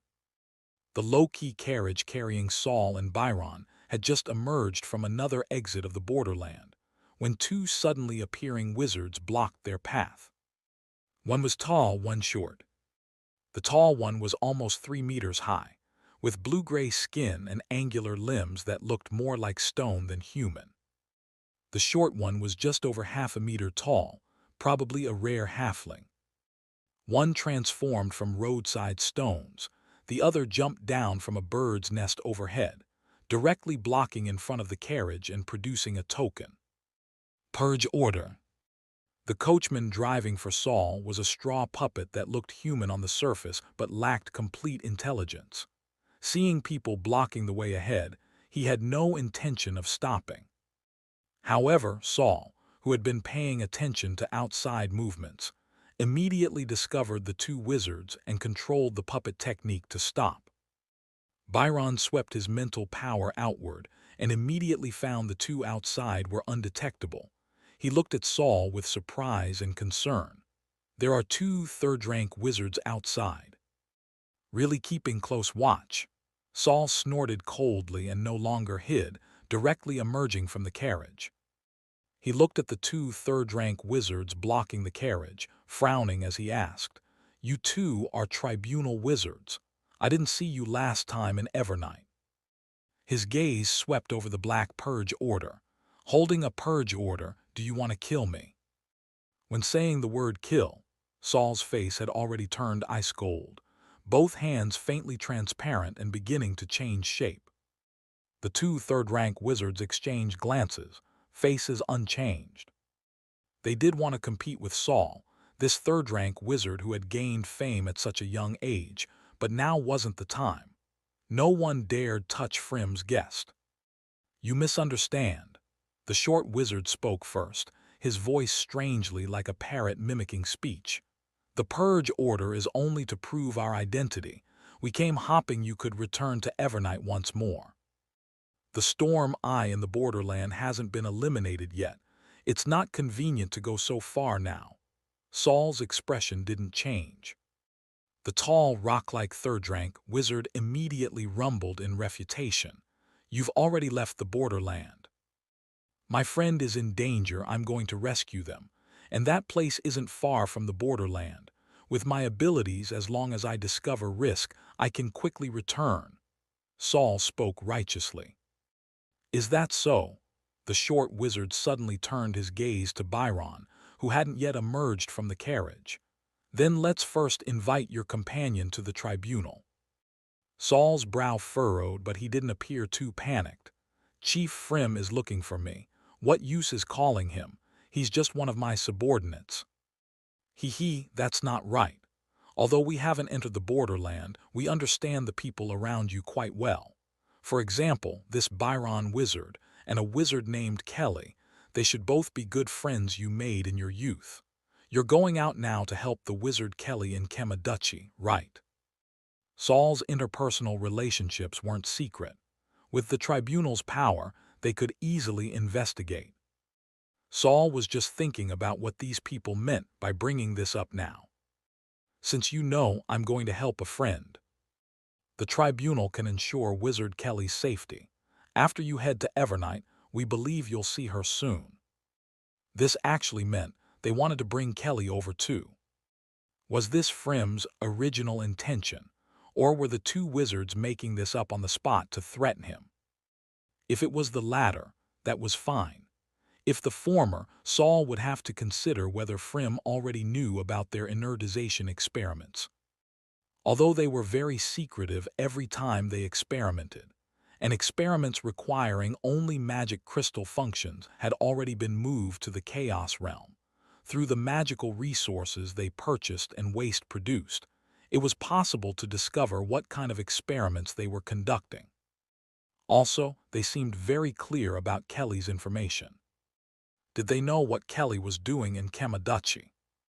If they were very clear about even this matter, Saul could basically confirm that the Kemaduchi situation was also related to the tribunal. Yura had she already sided with Frim. But wasn't Frim opposed to low-rank wizard resurrection plans? Why would he cooperate with Yura? Saul's thoughts raced while his face only became rigid. "HMPH, you two third-rank wizards came specifically to invite me. I'm not allowed to refuse, am I?" The short wizard smiled with a gaping mouth. What wizard can refuse the tribunal? "Then I'll go alone. Byron stays in the borderland to continue investigating the Storm Eye situation." Saul was testing. The two wizards hesitated a moment. They exchanged glances again, Then the giant rock-like wizard suddenly said harshly, "No." The short wizard wore an unpleasant smile. "Being able to accompany you out suggests he's not weak either. Let's go to Nefrit together. Don't worry, Nefrit's travel speed isn't slow either. Even if a storm eye really occurs later, we'll send you back before it fully erupts." Saul looked back at Byron. The latter's expression showed no change, and when meeting Saul's gaze, he had a "wherever you point, I'll strike" appearance. After turning back, Saul looked again toward the distance, the direction where Kema's capital was located. "Fine, Byron and I will go back with you, but you must send people to protect Kelly." Saul's voice was tinged with bitterness. However, Byron, sitting behind Saul, was somewhat puzzled. He lowered his head, hiding his gaze and expression. For some reason, he always felt that Saul wasn't surprised. Chapter 900, Meeting. Saul was ultimately taken away by the tall and short third-rank wizards. They also brought Byron along. After agreeing to this mandatory requirement, the two third-rank wizards became much more accommodating. They immediately produced a carriage more luxurious than the one Saul was currently riding, and even the horses pulling it were the highest standard the tribunal used for receiving guests. However, Saul sat in the carriage looking at the two third-rank wizards guarding outside the cabin, knowing this carriage was merely a prison they had provided.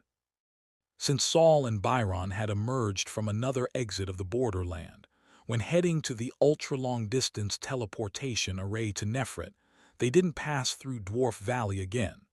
Though the distance was greater, the travel time was about the same.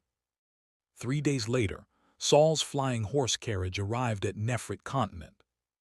He and Byron stepped out of the carriage to find no one outside. It seemed that, having torn off the mask, there were no false aristocratic reception activities this time. As soon as Saul and Byron got off the carriage, they were sent to a small castle on a cliff by the sea. The castle walls were covered with green vines. If not by the Red Sea, it might have attracted quite a few seabirds to nest. Unfortunately, there were no animals or people here. Even the lush foliage outside seemed artificially painted on, lacking vibrant life and containing only rigid desolation. After delivering Saul and Byron to the castle, the tall and short wizards guarded the entrance without following them inside. Saul and Byron walked through the completely unlit corridor, lighting a ball of fire to illuminate their surroundings. In this castle uninhabited for years, when light suddenly appeared, it didn't startle away any mosquitoes, snakes, or ants. "This place really has no life at all." Saul withdrew his gaze and looked down at his feet, suddenly stopping again. Byron immediately noticed Saul's movement and followed his gaze downward, only then discovering that after lighting the torch, neither he nor Saul had any shadows. "With light, how can there be no shadows?" Byron said quietly. "Maybe the light is fake, maybe the shadows are fake, maybe the darkness is fake," Saul said casually. The two passed through the not very long corridor and faced a black wooden double door. The door already showed multiple signs of decay, with exposed breaks also black. Saul peered inside through a gap and saw dark shadows swaying.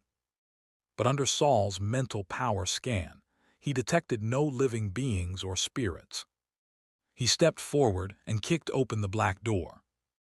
The already rotted wooden latch made a fragile breaking sound, swinging inward along the hinges and slamming against the inner wall with a bang.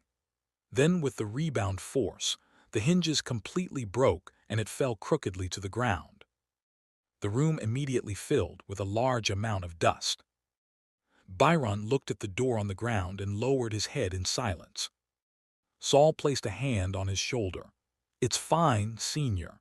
They've already imprisoned us here. Should we still care about protecting the prison environment?" But Byron suddenly spoke. "You killed someone." Saul quickly turned back. Under the door panel was empty space, no corpse, no blood. But Saul didn't immediately refute Byron. "You can see there's a person." Byron still stared at the door panel. My soul body tells me there's nothing there, but my eyes tell me there's a woman with a crushed skull. But both Saul's eyes and spiritual body told him there was nothing there. Senior, in your eyes, are there other people here? Byron shook his head. Very strange. I didn't see anyone at first either, but after this door collapsed, a corpse immediately appeared under the door panel, and judging by the wounds, it was killed by the door panel just now. Saul waved his hand, pointing ahead. In your eyes now, are there people here? Byron slowly shook his head. No. Saul immediately raised his hand and shot out a soul blade. The black broken blade flew from Saul's fingertip and embedded into the opposite wall, leaving a hole but making no sound. But Byron's eyes slowly widened, as if seeing something incredible. Your spell just shot through a man's skull. Where? Saul immediately asked. Byron immediately used marking technique to mark a bright spot about 5 meters in front of them. Right there, I marked that man's forehead.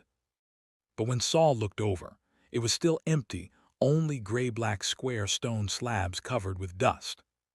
Which of us two is caught in an illusion? Thinking of the swaying dark shadows he'd seen through the door crack before entering, Saul crossed his arms. It should be me. Byron rubbed his eyes. I can still only see with my eyes. At this moment, a voice suddenly rang out in this spacious hall that contained nothing but walls and floor, bringing with it echoes. I'm also curious why you can't see, Saul. It was Frem's voice. He was actually waiting for them here. Saul's gaze wandered around the hall.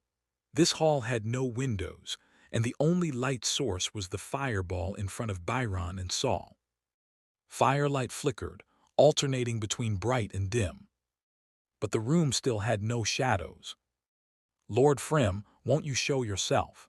I'd very much like to discuss with you what you need me to see. I'm already standing here. The voice came from directly ahead. Ah, Byron also looked ahead, appearing as if he really saw a person. Saul squinted his eyes, trying to observe ahead using semi-immersive meditation, but still saw no human figure. Since you can't see the previous scenes, naturally you can't see me either. Frem's voice came again. Saul slowly lowered his hand, controlling a faint line to extend from his fingertip and slowly sweep across the front. Still no results. I understand, Saul suddenly said. You don't exist in this room. You exist in Senior Byron's eyes. Byron's first reaction was to touch his own eyeballs, but he clearly felt no foreign objects. Seeing Byron's movement, Saul shook his head. My description just now was inaccurate. What exists in your eyes is only Chief Frem's image, so only your eyes see it, while other parts of your body and your soul body have no sensation. Light normally couldn't be touched, though it could be sensed in other ways. But Saul wasn't in a hurry to see the other party. He could hear Frem's voice anyway. And perhaps not being able to see Frem's appearance was a good thing. I also don't know why I can't see you. Would you like to take my eyes for research? Saul smiled slightly. Though he couldn't see Frem, his gaze remained fixed on where Frem should be. I didn't invite you here this time to research your wizard body modification formula. Saul frowned. Then what do you need me here for? Surely not just to imprison me. Saul, Frem's voice sounded somewhat heavy. I hope you can help me, help the tribunal, help this world that's already approaching doomsday and tottering on the brink.